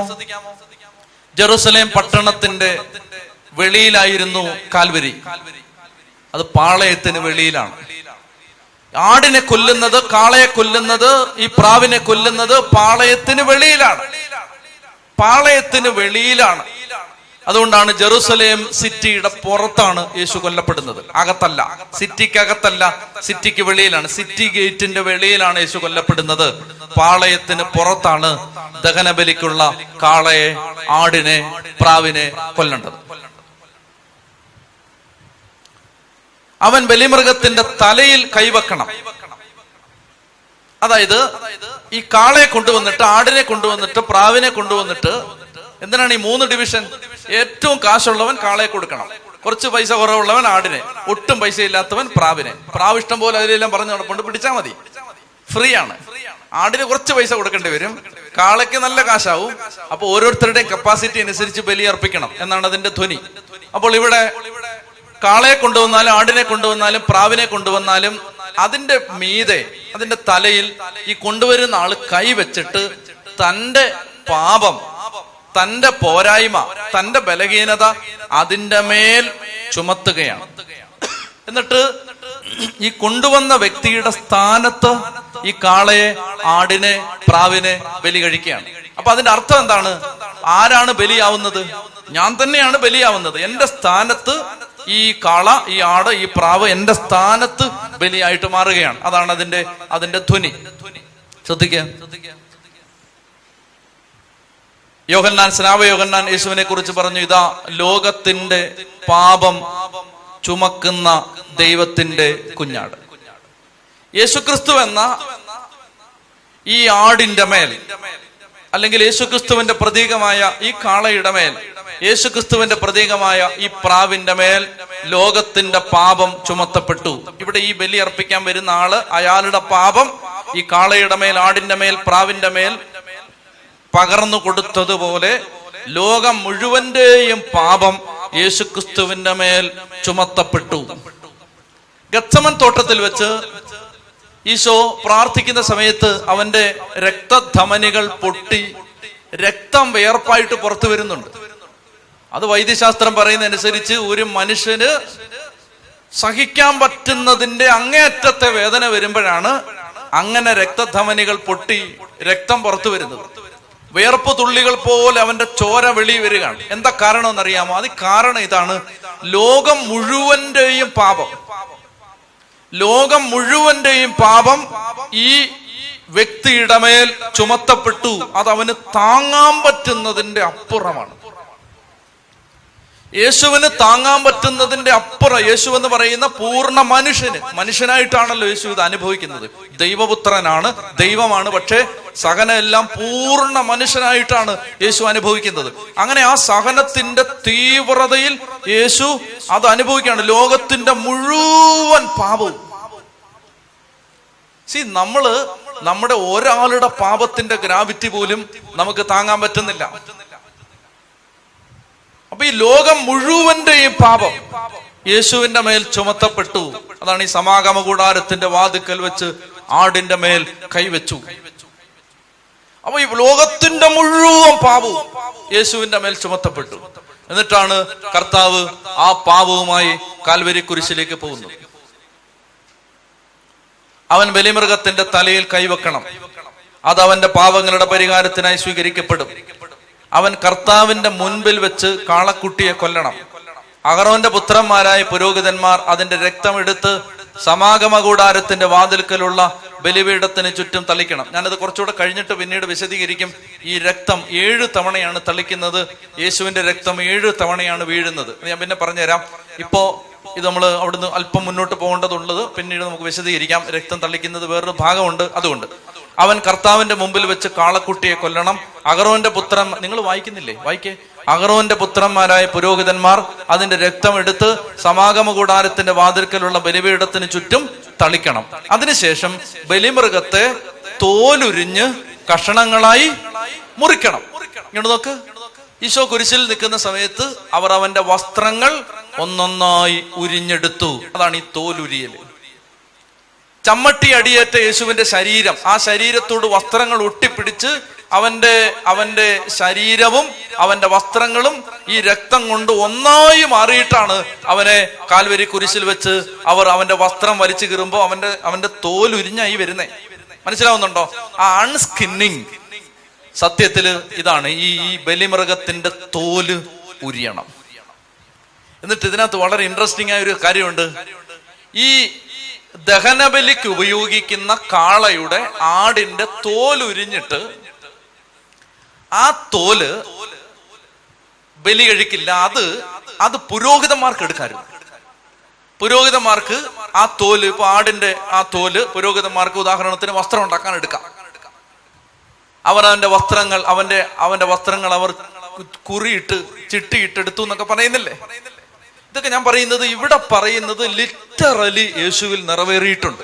അതുകൊണ്ട് ഈ ഡീറ്റെയിൽസ് മുഴുവൻ നമ്മൾ പഠിച്ചു പോകുമ്പോൾ സത്യത്തിൽ യേശുവിന്റെ കാൽവരിയിൽ നടന്നത് മുഴുവൻ എത്ര നൂറ്റാണ്ടുകൾക്ക് മുമ്പേ ദൈവപിതാവ് കൃത്യമായിട്ട് പ്ലാൻ ചെയ്ത കാര്യങ്ങളാണെന്ന് നമുക്ക് വ്യക്തമാവും. അതാണ് ഈ ആടിന്റെ ആ കാളയുടെ തോല് ഉരിഞ്ഞെടുക്കണം. എന്നിട്ട് കഷണങ്ങളായിട്ട് മുറിക്കണം. ഇഞ്ചോടിഞ്ച് ഈശോ തകർക്കപ്പെട്ടു കുരിശില്. പല കഷണങ്ങളായിട്ട് കീറി മുറിക്കപ്പെടുന്നത് പോലെ അവ മുറിക്കപ്പെട്ടു. അതാണ് പറയുന്നത് സങ്കീർത്തനം പറയുന്നത്, ഉഴവുകാരന്റെ എന്റെ മുതുകിൽ ഉഴുതു, ഉഴവുചാല് കീറി എന്നൊക്കെ പറയുന്നത് അങ്ങനെ മുറിക്കപ്പെട്ടു. അപ്പൊ യേശുക്രിസ്തുവിന്റെ വസ്ത്രം ഉരിഞ്ഞെടുത്തു. എന്തിനെന്നറിയാത്? ആദം നഗ്നനായി ഏദൻ തോട്ടത്തിൽ നാണം കെട്ട് നിന്ന ആദത്തെ ഒരു കുഞ്ഞാടിനെ കൊന്നാണ് ദൈവം അതിന്റെ വസ്ത്രം എടുത്ത് ആദത്തെ ധരിപ്പിച്ചു എന്ന് ഉൽപ്പത്തി പുസ്തകത്തിലുണ്ട്. മനസ്സിലായോ? ഇവിടെ ഒരു ആടിനെ കൊല്ലുന്നു, അതിന്റെ തോലെടുക്കുന്നു, അത് ഉരിഞ്ഞു മാറ്റുന്നു, എന്നിട്ട് അത് പുരോഹിതൻ വസ്ത്രമാക്കി മാറ്റുന്നു. മനസ്സിലാവുന്നുണ്ടോ ഈ കണക്ഷൻ? പുരോഹിതന്റെ വസ്ത്രമായിട്ട് അത് മാറുന്നു. അതായത് നമ്മൾ ഇന്ന് ധരിച്ചിരിക്കുന്ന വിശുദ്ധിയുടെ വസ്ത്രം യേശുക്രിസ്തുവിന്റെ ഉരിഞ്ഞെടുക്കപ്പെട്ട വിശുദ്ധിയുടെ വസ്ത്രമാണ്. യേശുവിന്റെ വിശുദ്ധിയാണ് നമ്മൾ ഇന്ന് ഈ പൊതച്ച് മിടുക്കരായിട്ട് നിൽക്കുന്നത്. ചൊല്ലി പറഞ്ഞേ ഹല്ലേലൂയാ. അതായത് നമ്മൾ ഇന്ന് കൊല്ലപ്പെടാതെ നിൽക്കുന്നത്, വേട്ടയാടപ്പെടാതെ നിൽക്കുന്നത്, നമ്മൾ മാന്യന്മാരായിട്ട് ജീവിക്കുന്നത് യേശുക്രിസ്തുവിന്റെ ഉരിഞ്ഞെടുക്കപ്പെട്ട ആ വിശുദ്ധിയുടെ വസ്ത്രം ധരിച്ചത് കൊണ്ടാണ്. ചൊല്ലി പറഞ്ഞേ ഹല്ലേലൂയാ. അതിനുശേഷം ബലിമൃഗത്തെ തോലുരിഞ്ഞ് കഷണങ്ങളായി മുറിക്കണം. പുരോഹിതന്മാരായ അഹ്റോന്റെ പുത്രന്മാർ ബലിപീഠത്തിൽ തീ കൂട്ടി അതിന് മുകളിൽ വിറകടുക്കണം. അവർ മൃഗത്തിന്റെ കഷണങ്ങളും തലയും മേധസ്സും ബലിപീഠത്തിൽ തീക്ക് മുകളിലുള്ള വിറകിന് മീതെ അടുക്കി വെക്കണം. മനസ്സിലായോ? കാൽവരിയിലെ കുരിശിന്റെ മീതെ അവനെ പിടിച്ച് അങ്ങ് അടുക്കി വെച്ചു. ബലിപീഠത്തിന്റെ മീതെ ഈ ബലിമൃഗത്തെ വെച്ചു, വിറകടുക്കിയിട്ട് അതിന്റെ മീതെ വെക്കണം. അതുപോലെയാണ് ഈ മരം കൊണ്ടുണ്ടാക്കിയ കുരിശിന്റെ മേൽ യേശുവിനെ അവർ പിടിച്ച് അത് അവന്റെ കൈയൊക്കെ വലിച്ച് കാലൊക്കെ വലിച്ച് നീട്ടി അങ്ങനെ പിടിച്ചു വെച്ചു. ഇതെല്ലാം എക്സാക്ട്ലി സംഭവിക്കുകയാണ്. അതിന്റെ അന്തർഭാഗങ്ങളും കാലുകളും വെള്ളത്തിൽ കഴുകണം. പുരോഹിതനെല്ലാം ദഹന ബലിയായി കർത്താവിന് പ്രീതികരമായി സൗരഭ്യമായി ബലിപീഠത്തിലെ അഗ്നിയിൽ ദഹിപ്പിക്കണം. അതായത് ഇത് ശരിക്കും ഈ ദഹന ബലിയിൽ സംഭവിക്കുന്നത് എല്ലാം ഈ തോലൊഴിച്ച് ബാക്കി എല്ലാം കത്തിച്ചു കളയും, ഒന്നും എടുക്കാൻ പാടില്ല. എന്നാൽ വേറെ ചില ബലികൾ വരുമ്പോൾ പുരോഹിതന് എടുത്ത് കുറച്ച് ഭക്ഷിക്കാം, ആളുകൾ ഒരുമിച്ച് ഭക്ഷിക്കാം, അങ്ങനെയൊക്കെ ഉണ്ട്. എന്നാൽ ഇവിടെ ദഹന ബലി, ബേൺഡ് ഓഫറിങ്ങിൽ സംഭവിക്കുന്നത് അതിനകത്തുനിന്നൊന്നും എടുക്കാൻ പാടില്ല ആരും. പൂർണ്ണ ബലിയായിട്ട് മാറി. ഈശോ പരിപൂർണമായി തന്നെ ബലിയർപ്പിച്ചു. സമ്പൂർണ്ണ ബലിയാണ്. ആ പരിപൂർണ ബലിയർപ്പണത്തിന്റെ അടയാളമായിട്ടാണ് എല്ലാം കത്തിച്ചു കളഞ്ഞു. അങ്ങനെ കത്തിച്ചു കളയുമ്പോൾ പുരോഹിതനെല്ലാം ദഹന ബലിയായി കർത്താവിന് പ്രീതികരമായി സൗരഭ്യമായി ബലിപീഠത്തെ അഗ്നിയിൽ ദഹിപ്പിക്കണം. എന്ന് പറഞ്ഞാല് ആ ബലി കഴിയുമ്പോൾ ആ സ്മെല്ല്, ആ സൗരഭ്യം ഇങ്ങനെ ദേശത്തേക്ക് പടരും. ഈശോ മരിച്ച കാര്യം ജെറുസലേമിൽ എല്ലാവരും അറിഞ്ഞിരുന്നു. അതാണ് എമ്മാവുസിലേക്ക് പോയ ശിഷ്യന്മാര് ചോദിക്കുന്നത്, ഈ ദിവസങ്ങളിൽ ജെറുസലേമിൽ നടന്ന കാര്യങ്ങളൊന്നും അറിയാത്ത അപരിചിതനാണോ നീ എന്ന് പറഞ്ഞാൽ അവിടെ എല്ലാവർക്കും ഇതറിയാം. ഇതെല്ലാവരും കാണുക ഒരു സൗരഭ്യ ബലിയായി ജെറുസലേം മുഴുവൻ പടർന്ന ബലിയാണ്. 10ാമത്തെ വാക്യം, ദഹനബലിക്കായുള്ള കാഴ്ചമൃഗം ചെമ്മരിയാടോ കോലാടോ ആണെങ്കിൽ അത് ഊനമറ്റ മുട്ടാടായിരിക്കണം. ബലിപീഠത്തിന് വടക്ക് വശത്ത് കർത്താവിന്റെ സന്നിധിയിൽ വെച്ച് അതിനെ കൊല്ലണം. ഇനി ആടാണെങ്കിൽ അതിനെ ബലിപീഠത്തിന്റെ വടക്ക് വശത്താണ്, അതായത് ഇത് പുറത്താണ് കൊല്ലുന്നത്, പക്ഷെ അത് വടക്ക്, അതിന്റെ സൈഡ് നോർത്തേൺ സൈഡാണ്, വടക്ക് വശത്താണ് കൊല്ലേണ്ടത്. 48-ാം സങ്കീർത്തനം എടുത്തേ. 48-ാം സങ്കീർത്തനം 2-ാം വാക്യം.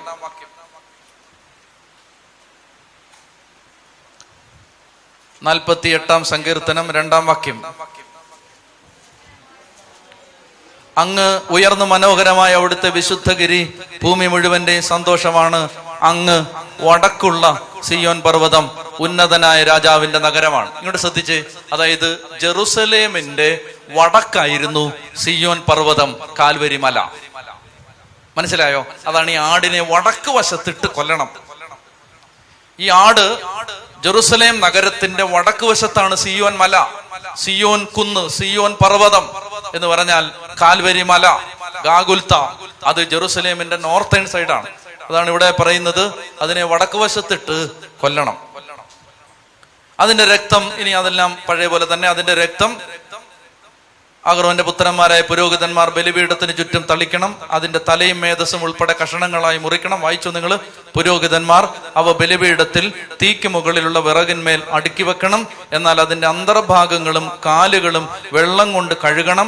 പുരോഹിതൻ അത് മുഴുവൻ ബലിപീഠത്തിൽ വെച്ച് ദഹിപ്പിക്കണം. അതൊരു ദഹന ബലിയാണ്, അഗ്നിയിലുള്ള ബലി, കർത്താവിന് പ്രീതികരമായ സൗരഭ്യം. അടുത്ത വായിച്ച് 14 മുതൽ. ദഹന ബലിയായി പക്ഷിയെയാണ് അർപ്പിക്കുന്നതെങ്കിൽ ചെങ്ങാലിയോ പ്രാവിൻ കുഞ്ഞോ ആയിരിക്കണം. പുരോഹിതൻ അതിനെ ബലിപീഠത്തിൽ കൊണ്ടുവന്ന് കഴുത്ത് പിരിച്ച് മുറിച്ച് ബലിപീഠത്തിൽ വെച്ച് ദഹിപ്പിക്കണം. രക്തം ബലിപീഠത്തിന്റെ പാർശ്വത്തിൽ ഒഴുക്കിക്കളയണം.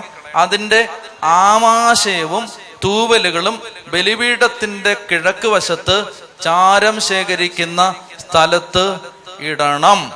അതായത് ആമാശയം ഇങ്ങെടുക്കണം, എന്നിട്ട് അത് കളയണം. ഞാൻ എൻ്റെ മനസ്സിൽ വന്നൊരാശയം പറയാം. അതായത് ആമാശയം അതെന്തിനുള്ളതാണ്? ആമാശയം അതെന്തിനുള്ളതാണ്? അതെന്തുമായി ബന്ധപ്പെട്ട ഒരു അവയവമാണ്? ദഹനം, ഭക്ഷണം ആണോ? ആണോ? അതായത് ആമാശയം എടുത്ത് ഇടണം. ഈശോ പെസഹ വ്യാഴാഴ്ച സന്ധ്യയ്ക്ക് അന്ത്യത്താഴം കഴിച്ചു. അന്ന് കഴിച്ചതാണ്. അപ്പോ വ്യാഴാഴ്ച രാത്രി ഒരു 9 മണിക്ക് കഴിച്ചെന്ന് കൂട്ടിക്കും. എന്നിട്ട് അങ്ങ് പോയി ഗത്സമൻ തോട്ടത്തിലേക്ക്. 10, 11, 12, 1, 2, 3, 4, 5, 6, 7, 8, 9. ഈശോ എത്ര മണിക്കാ മരിച്ചേ? 3 മണിക്ക് ആണോ? 10, 11, 12, 1, 2, 3, 18 മണിക്കൂർ. 18 മണിക്കൂർ അവന്റെ ആമാശയത്തിൽ ഒന്നുമില്ല, വലിച്ച് വെളിയിലിട്ടിരിക്കുകയാണ്. മനസ്സിലാവുന്നുണ്ടോ? പട്ടിണിയായിരുന്നു. അപ്പൊ കർത്താവ് കുരിശേ കിടക്കുന്ന സമയത്ത് പൂർണ്ണമായും പട്ടിണിയിലാണ് മരിച്ചത്. പട്ടിണി കിടക്കുന്നവന്റെ സങ്കടം ഇവിടെ ഇരിക്കുന്ന ആർക്കും മനസ്സിലായില്ലെങ്കിലും യേശുവിനെ മനസ്സിലാവും. കാരണം അവൻ പട്ടിണി കിടന്നിട്ടുണ്ട്. അടിസ്ഥാന മനുഷ്യന്റെ ഫണ്ടമെന്റൽ നീഡ്സ് 3 കാര്യങ്ങളാണ്: ആഹാരം, വസ്ത്രം, പാർപ്പിടം. ഭക്ഷണം ഇല്ലാത്തവന്റെ പ്രശ്നം കർത്താവിന് മനസ്സിലാവും. അതുകൊണ്ട് കർത്താവിനോട് പറഞ്ഞാൽ അതിനൊരു സൊല്യൂഷൻ ഉണ്ടാവും. 2, വസ്ത്രം. പൂർണ്ണ നഗ്നനായിട്ടാണ്, തോലുരിഞ്ഞ കാര്യം പറഞ്ഞല്ലോ, പൂർണ്ണ നഗ്നനായിട്ടാണ് യേശു കുരിശിൽ മരിച്ചത്. അപ്പൊ നഗ്നത, പെറ്റ തള്ള കുരിശിന്റെ താഴെ നിൽക്കുകയാണ്. യേശുവിനെ സ്നേഹിച്ച സ്ത്രീകൾ കുരിശിന്റെ താഴെ നിൽക്കുകയാണ്. അപ്പോൾ ഒരു 33-കാരൻ ചെറുപ്പക്കാരൻ പൂർണ്ണ നഗ്നനായി കുരിശേ കിടന്നു. നമ്മൾ കാണുന്ന കുരിശിന്റെ വഴി ചിത്രത്തിലൊക്കെ ഈശോയ്ക്ക് മിനിമം വസ്ത്രമുണ്ട്. അത് നമുക്ക് സഭയിലുള്ളവർക്കൊരു മര്യാദ, ഒരു മാന്യതയ്ക്ക് വേണ്ടി ഇട്ടിരിക്കുന്നതേ ഉള്ളൂ. അല്ലാതെ കർത്താവിന് ശരിക്കും വസ്ത്രം ഉണ്ടായിരുന്നില്ല. കംപ്ലീറ്റ്ലി അൺഡ്രസ്ഡ്, നേക്കഡ്, 100% നൂൽബന്ധമില്ലാതെ കുരിശിൽ തറയ്ക്കപ്പെട്ടത്. അപ്പോ ഉടുതുണിക്ക് മറുതുണി ഇല്ലാത്തവന്റെ ദുഃഖം എനിക്കും നിങ്ങൾക്കും മനസ്സിലായില്ലെങ്കിലും യേശുവിനെ മനസ്സിലാവും. പാർപ്പിടം. ഈശോ പറഞ്ഞു, കുറുനരിക്ക് മാളം, ആകാശത്തിലെ പക്ഷിക്ക് കൂട്. മനുഷ്യപുത്രന് തല ചായ്ക്കാൻ ഇടവില്ല. ഭൂമിയിൽ തല ചായ്ച്ചില്ല, ആകാശത്തല്ല, ആകാശത്തിനും ഭൂമിക്കും മധ്യേ അവന്റെ തോളിൽ തല ചായ്ച്ചു മരിച്ചു. പാർപ്പിടമില്ലാത്തവന്റെ അവസാനം അടക്കാൻ ഒരിടവില്ലാതെ കടം വാങ്ങിച്ചാണ്, ഒരു കല്ലറ കടം വാങ്ങിച്ചിട്ടാണ് അവിടെ അടക്കുന്നത്. അപ്പോ വാടകയ്ക്ക് അന്തി ഉറങ്ങുന്നവന്റെ സങ്കടം കർത്താവിന് മനസ്സിലാവും. അതെല്ലാമാണ് ഈ വരികളിൽ നിന്ന് തെളിഞ്ഞു വരുന്നത്.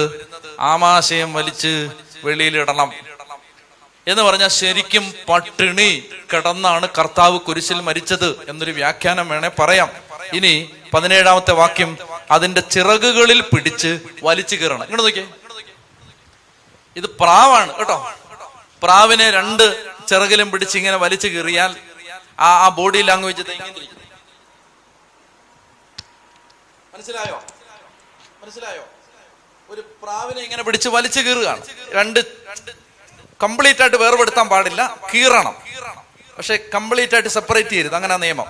അതിനെ ചിറകുകളിൽ പിടിച്ച് വലിച്ചു കീറണം, രണ്ടായിട്ട് വേർപെടുത്തരുത്. അപ്പൊ അങ്ങനെ വലിച്ചു കീറി ചിറകയിൽ ഇങ്ങനെ വലിച്ചു കീറിയാൽ അതിന്റെ പൊസിഷൻ എന്താ ഇങ്ങനെ നിൽക്കും. അങ്ങനെ കുരിശെ കിടന്നേ. മനസ്സിലായോ? ഇതെല്ലാം അവിടെ അക്ഷരാർത്ഥത്തിൽ നിറവേറുകയാണ് യേശുവിന്റെ കുരിശുമരത്തിൽ. യേശു ഒരു ദഹന ബലിയായി മാറി. ചത്തി പറഞ്ഞേ ഹല്ലേലൂയാ, ഹല്ലേലൂയാ. അപ്പൊ ഈ 1-ാം അധ്യായത്തിൽ പറഞ്ഞിരിക്കുന്ന എല്ലാ കാര്യങ്ങളും, ഈ 1-ാം അധ്യായം ഒരു ക്രിസ്ത്യാനി വായിച്ചു കഴിയുമ്പോൾ ഈ 1-ാം അധ്യായത്തിൽ നിന്ന് ആര് പുറത്തു വരും? മുൾമുടി അണിഞ്ഞ, ചോര പുരണ്ട, കുരിശേ കിടക്കുന്ന ഒരു യേശു പുറത്തു വരും. പ്രിയപ്പെട്ടവരെ, അങ്ങനെ ഈ 5 ബലികളിലെ ഒരു ബലിയായിട്ട് യേശു മാറി. ഈ 5 ബലിയും ഞാൻ പറഞ്ഞു തരാം. 5 ബലിയും യേശുവായി. യേശുവിന്റെ ബലിയാണ് ഈ 5 ബലിയും. അതിലെ 1-ാമത് നമ്മൾ കണ്ടത് യേശു ദഹനബലിയായി മാറി. ഇനി നിങ്ങൾക്ക് ആരോഗ്യമുണ്ടോ അടുത്ത് കേൾക്കാൻ? യേശു ഒരു ദഹനബലിയായി മാറി. ഒന്ന് എഴുന്നേറ്റ്. എനിക്കായി എൻ്റെ ദൈവം ഏകജാതനെ നൽകി. കർത്താവ് നമുക്ക് വേണ്ടി കുരിശിൽ മരിച്ചു. അത് എത്ര തവണ പറഞ്ഞാലും പ്രാർത്ഥിച്ചാലും തെറ്റില്ല. പ്രിയപ്പെട്ടവരെ, നമ്മൾ ഈ സമയത്ത് അതൊന്ന് പാടി പ്രാർത്ഥിക്കാൻ പോവുകയാണ്.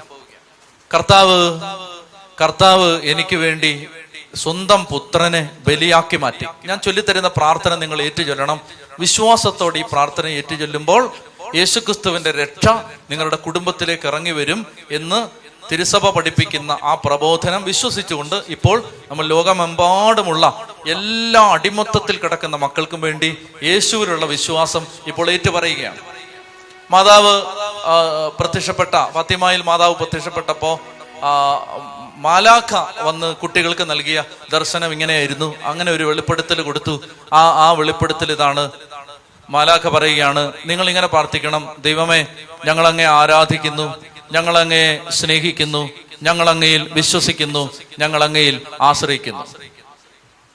അങ്ങേ ആരാധിക്കാത്ത, അങ്ങേ സ്നേഹിക്കാത്ത, അങ്ങയിൽ വിശ്വസിക്കാത്ത, അങ്ങയിൽ ആശ്രയിക്കാത്ത എല്ലാ മക്കളുടെയും പാപങ്ങൾക്ക് പരിഹാരമായി ഞങ്ങൾ അങ്ങേ ആരാധിക്കുന്നു, സ്നേഹിക്കുന്നു, വിശ്വസിക്കുന്നു, ആശ്രയിക്കുന്നു. ഇപ്പൊ നമ്മളിപ്പോ ഇവിടെ ഇരുന്നു കൊണ്ട് ഇത്രയും വ്യക്തികള് യേശുവിനെ രക്ഷകനും നാഥനുമായി ഏറ്റുപറയുമ്പോൾ, പ്രിയ മക്കളെ, നമ്മൾ യേശുവിനെ രക്ഷകനായിട്ട് ഏറ്റുപറഞ്ഞ് പ്രാർത്ഥിക്കുന്ന സമയത്ത് ലോകത്തുള്ള അടിമത്തത്തിൽ കിടക്കുന്ന എല്ലാ മക്കൾക്കും വേണ്ടി നമുക്കിത് കാഴ്ചവെക്കാം. നിങ്ങൾ തയ്യാറാണോ? നിങ്ങളുടെ കുടുംബത്തിലുള്ള വ്യക്തികൾക്ക് വേണ്ടി, നിങ്ങളുടെ ബന്ധത്തിലുള്ള അറിവിലുള്ള വ്യക്തികൾക്ക് വേണ്ടി, നമ്മുടെ കൂട്ടായ്മയിലുള്ളവർക്ക് വേണ്ടി, ഈ ദേശത്തുള്ള എല്ലാ മക്കൾക്കും വേണ്ടി ഈ പ്രാർത്ഥന നമ്മൾ കാഴ്ചവെച്ച് പ്രാർത്ഥിക്കുകയാണ്. അപ്പോൾ ഈ പ്രാർത്ഥന നമ്മൾ അങ്ങനെ ആ ഒരു നിയോഗത്തിന് വേണ്ടി കാഴ്ചവെക്കുമ്പോൾ അനേക അടിമത്തത്തിന്റെ ചെങ്ങല അഴിയും. നമുക്ക് നായ്ക്കമ്പറമ്പിൽ അച്ഛൻ ഓർമ്മിപ്പിച്ച ആ പ്രാർത്ഥന ഒന്ന് ആദ്യം ഏറ്റുചൊല്ലാം. ഞാൻ പറഞ്ഞു തരാം, നിങ്ങൾ ആവർത്തിച്ച് എൻ്റെ ഒപ്പം ആവർത്തിച്ച് പ്രാർത്ഥിക്കണം. കർത്താവായ യേശുവേ, യെശയ്യാ 37:36 ഞങ്ങൾ പ്രാർത്ഥിക്കുന്നു. കർത്താവിന്റെ ദൂതൻ, ചൊല്ലി പ്രാർത്ഥിക്കാവോ? കർത്താവിന്റെ ദൂതൻ അസീറിയക്കാരുടെ പാളയത്തിൽ കടന്ന് 1,85,000 പേരെ വകവരുത്തി. കർത്താവായ യേശുവേ, അവിടുത്തെ രക്തത്തിന്റെ അനന്തമായ മൂല്യവും യോഗ്യതകളും ഏറ്റുപറഞ്ഞുകൊണ്ട്, കർത്താവായ യേശുവേ, ഞങ്ങൾ അങ്ങയോട് പ്രാർത്ഥിക്കുന്നു. ഈ ലോകത്ത് അടിമത്തത്തിലായിരിക്കുന്ന 1,85,000 വ്യക്തികളെയും അവരോട് ചേർന്നിരിക്കുന്ന 10 വ്യക്തികളെ വീതവും യേശുവിന്റെ തിരുരക്തക്കടലിൽ മുക്കണമേ, കഴുകണമേ, പരിശുദ്ധാത്മാവ് കൊണ്ട് നിറയ്ക്കണമേ. യേശുവിന്റെ തിരുരക്തക്കടലിൽ മുക്കണമേ, കഴുകണമേ, പരിശുദ്ധാത്മാവിനാൽ നിറയ്ക്കണമേ. ഹല്ലേലൂയാ, ഹല്ലേലൂയാ, ഹല്ലേലൂയാ, ഹല്ലേലൂയാ, ഹല്ലേലൂയാ, ഹല്ലേലൂയാ. നമുക്ക് യേശു കർത്താവാണെന്നും യേശു ദൈവമാണെന്നും ഞാൻ വിശ്വസിക്കുന്നു, ഞാൻ പ്രഖ്യാപിക്കുന്നു. ഈ വിശ്വാസത്തിന്റെ പ്രഖ്യാപനം നമ്മൾ ഏറ്റുപറഞ്ഞും പാടിയും പ്രാർത്ഥിക്കുകയാണ്. നമുക്ക് ഇപ്രകാരം ഉച്ചത്തിൽ ഏറ്റുപറയാം. കണ്ണുകൾ അടച്ച്, കർത്താവായ യേശുവേ, അങ്ങയെ എന്റെ ജീവിതത്തിന്റെ രക്ഷകനും നാഥനുമായി, ദൈവവും കർത്താവുമായി ഞാൻ വിശ്വസിക്കുന്നു, ഞാൻ ഏറ്റുപറയുന്നു, ആരാധിക്കുന്നു, വിശ്വസിക്കുന്നു. കർത്താവായ യേശുവേ, അവിടുന്ന് എന്റെ പാപങ്ങൾക്ക് പരിഹാര ബലിയായി കുരിശിൽ മരിച്ചെന്ന് ഞാൻ വിശ്വസിക്കുന്നു, ഞാൻ ഏറ്റുപറയുന്നു, ഞാൻ പ്രഖ്യാപിക്കുന്നു. ഹല്ലേലൂയ, ഹല്ലേലൂയ, ഹല്ലേലൂയ, ഹല്ലേലൂയ, ഹല്ലേലൂയ, ഹല്ലേലൂയ, ഹല്ലേലൂയ, ഹല്ലേലൂയ, ഹല്ലേലൂയ.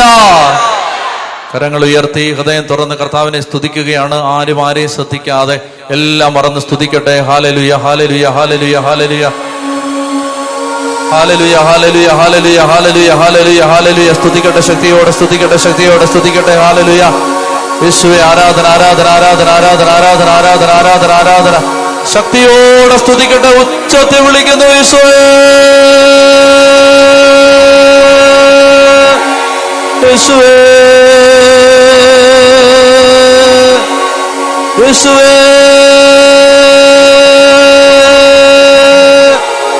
ഹല്ലേലൂയ, ഹല്ലേലൂയ, ഹല്ലേലൂയ, ഹല്ലേലൂയ, ഹല്ലേലൂയ, ഹല്ലേലൂയ, ഹല്ലേലൂയ, ഹല്ലേലൂയ, ഹല്ലേലൂയ, ഹല്ലേലൂയ, ഹല്ലേലൂയ. യേശു കർത്താവാണെന്നും യേശു ദൈവമാണെന്നും ഞാൻ വിശ്വസിക്കുന്നു, ഞാൻ പ്രഖ്യാപിക്കുന്നു. യേശു കർത്താവാണെന്നും യേശു ദൈവമാണെന്നും ഞാൻ വിശ്വസിക്കുന്നു, ഞാൻ പ്രഖ്യാപിക്കുന്നു. നീ സൃഷ്ടാവാണെന്നും നീ പാലകനാണെന്നും ഞാൻ വിശ്വസിക്കുന്നു, ഞാൻ പ്രഖ്യാപിക്കുന്നു. ഓ എന്റെ ദൈവമേ, ഓ എന്റെ കർത്താവേ, ആരാധന, അങ്ങേക്ക് ആരാധന. ഓ എന്റെ ദൈവമേ, ഓ എന്റെ കർത്താവേ, ആരാധന, അങ്ങേക്ക് ആരാധന. വിശ്വാസത്തോടെ കുടുംബത്തെ മുഴുവൻ കർത്താവിന് സമർപ്പിച്ച് പ്രാർത്ഥിക്കണം. കർത്താവ് രക്ഷകനും നാഥനും ദൈവവുമാണെന്ന് വിശ്വസിച്ചേറ്റ് പറയുമ്പോൾ നാം രക്ഷ പ്രാപിക്കുകയാണ്. രക്ഷയുടെ അഭിഷേകം, അനുഗ്രഹം നമ്മുടെ ജീവിതത്തിലേക്ക് കടന്നു വരികയാണ്. കർത്താവിൻ്റെ ശക്തിയും സ്നേഹവും സഹായവും നമ്മുടെ ജീവിതത്തിലേക്ക് ഇറങ്ങി വരികയാണ്. പ്രിയപ്പെട്ട മക്കളെ, കർത്താവ് നൽകുന്ന രക്ഷ സ്വീകരിക്കാൻ സാധിക്കണമെങ്കിൽ ഇത് വിശ്വസിക്കണം. എൻ്റെ പാപങ്ങൾക്ക് പരിഹാര ബലിയായി യേശു കുരിശിൽ മരിച്ചുവെന്ന് ഞാൻ വിശ്വസിക്കുകയും ഏറ്റുപറയുകയും വേണം. ദൈവത്തിൻ്റെ സഹായം, ദൈവത്തിൻ്റെ ശക്തി എല്ലാ ജീവിതങ്ങളിലും നിറയട്ടെ. നന്നായിട്ട് കരങ്ങളടിച്ച് കണ്ണടച്ച് ഉച്ചത്തിൽ പാടി പ്രാർത്ഥിച്ച്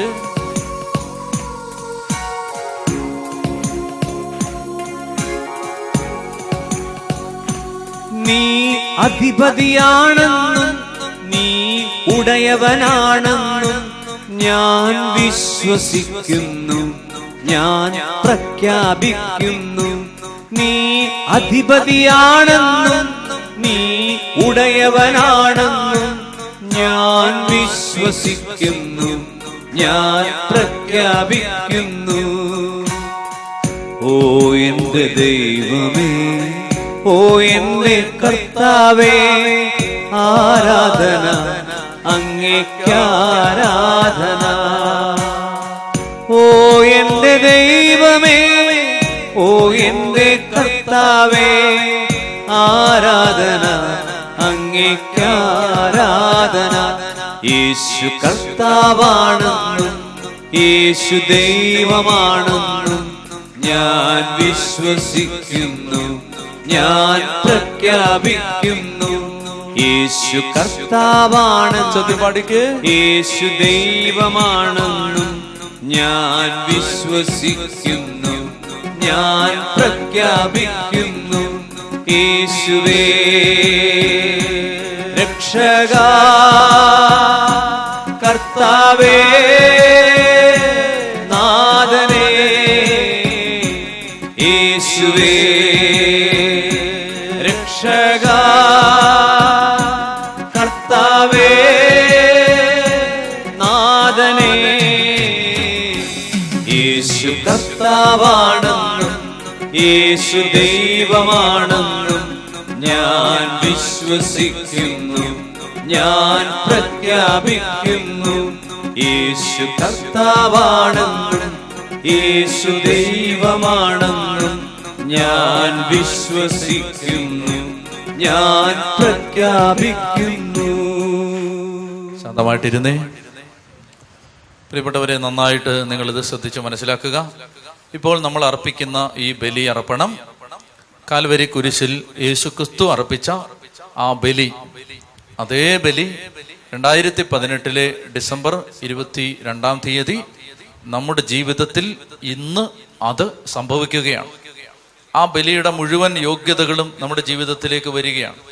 അതുകൊണ്ട് നിങ്ങൾ നന്നായിട്ട് ഇന്നത്തെ ബലിയിൽ സംബന്ധിക്കുമ്പോൾ പ്രത്യേകം ശ്രദ്ധിക്കുക. എന്നോട് ഇന്നലെ ഒരു സഹോദരി ചോദിച്ചു, അതായത് ബലി അർപ്പിക്കുമ്പോൾ ഒരു അനുഭവം എനിക്കുണ്ടാവുന്നില്ല, ഞാൻ എന്ത് ചെയ്യണം? ബലി ഒരു അനുഭവം ആവാൻ എന്ത് ചെയ്യണം? നിങ്ങൾക്ക് അങ്ങനെ ആർക്കെങ്കിലും ചോദ്യം ഉണ്ടോ? ഉണ്ടെങ്കിൽ ഞാൻ അതിന് മറുപടി പറയാം. കൈ ഓക്കെ, എത്ര പേർക്ക് അറിയണം? അതായത് അച്ഛാ, ഒരു ബലി എങ്ങനെയുണ്ട് ഒരു അനുഭവം ആവുന്നു? കൈ യാത്ര ഞാൻ പറഞ്ഞുതരാം.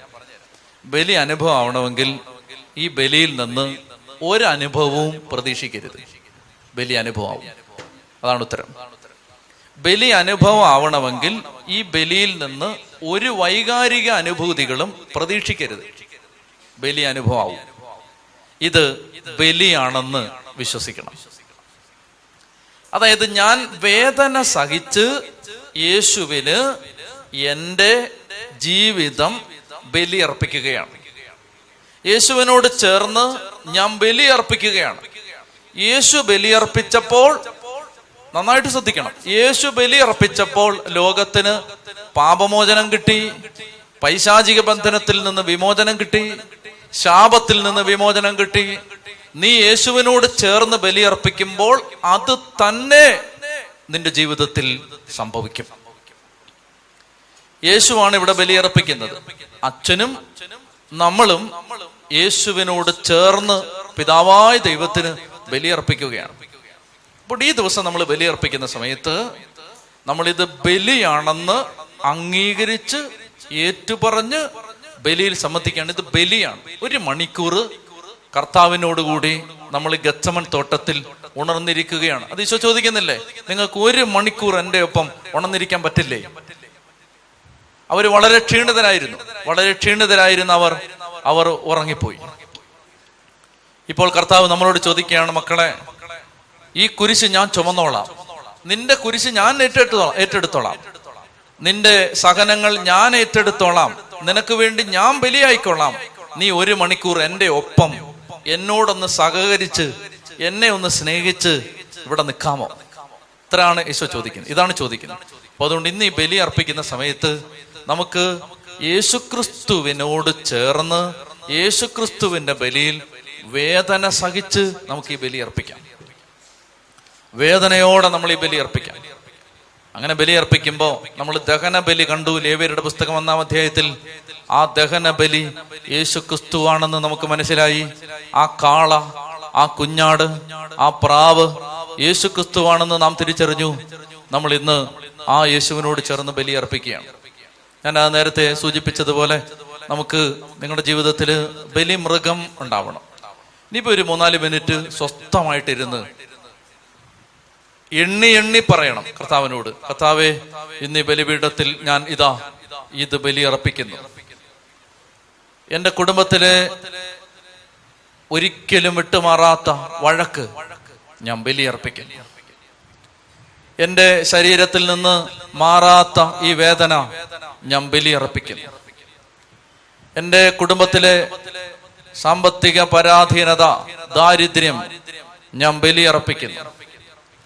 കർത്താവേ, എന്റെ ദാമ്പത്യ അസ്വസ്ഥത ഞാൻ ബലി അർപ്പിക്കുന്നു.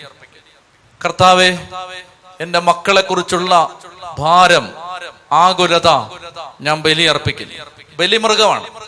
ഇന്ന് ഈ ബലി അർപ്പിക്കുമ്പോ എല്ലാവരുടെ കയ്യിലും ഈ ബലിമൃഗം ഉണ്ടാവട്ടെ. എല്ലാവരുടെ കയ്യിലും അത് ബോധപൂർവം എടുത്ത് കൊടുക്കുക. ഒരു കാര്യം ഞാൻ നിങ്ങളോട് പറയാം.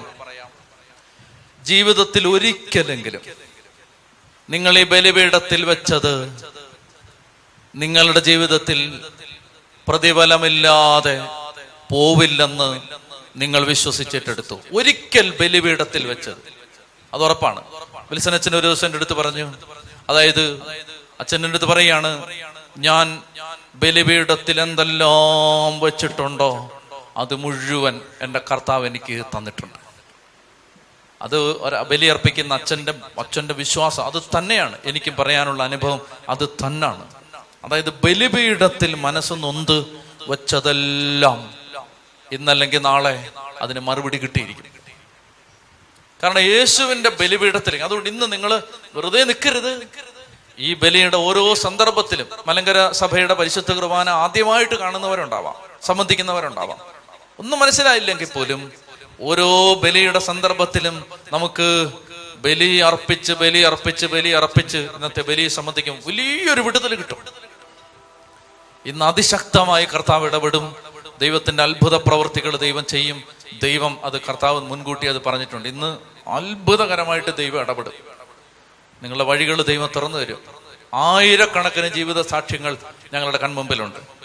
പ്രിയപ്പെട്ടവരെ, നമ്മളത് ഇങ്ങനെ സമയം അങ്ങനെ അതൊന്നും പറഞ്ഞ് കളയണ്ടല്ലോ എന്ന് ഓർത്തിട്ടാണ് ഈ ടെസ്റ്റിമണികൾ പറയാത്തത്. ആയിരക്കണക്കിന് സാക്ഷ്യങ്ങൾ ഇവിടെ ഇരിപ്പുണ്ട് പുറകില്. ആയിരക്കണക്കിന് സാക്ഷ്യങ്ങൾ. അതായത് ഈ വചനം കേട്ടും പ്രാർത്ഥിച്ചും ആലയത്തിൽ വന്നുമൊക്കെ ദൈവം ഇടപെട്ട എത്രയോ അനുഭവങ്ങൾ. ഇന്ന് നമ്മൾ പ്രാർത്ഥിക്കുകയാണ്. കണ്ണടച്ചേ, കരങ്ങൾ ഒരിക്കൽ കൂടി ഇന്ന് സ്വർഗത്തിലേക്ക് ഉയർത്ത് നന്നായിട്ട് ബലിയർപ്പിക്കാൻ സഹായിക്കണമേ എന്ന് ആഗ്രഹിച്ച് ഇപ്പോൾ നമ്മൾ പ്രാർത്ഥിച്ച് സ്തുതിച്ച് ഹല്ലേലൂയ ഹല്ലേലൂയ ഹല്ലേലൂയ ശക്തിയോടെ സ്തുതിച്ച് പ്രാർത്ഥിച്ച് അതിനെ തുറന്ന് എഴുന്നേറ്റ് നിന്നേ. യേശുവേ നന്ദി, യേശുവേ സ്തുതി, യേശുവേ മഹത്വം. ഹല്ലേലൂയ ഹല്ലേലൂയ ഹല്ലേലൂയ. യേശുവേ ആരാധന ആരാധന ആരാധന ആരാധന ആരാധന. യേശുവേ മഹത്വം.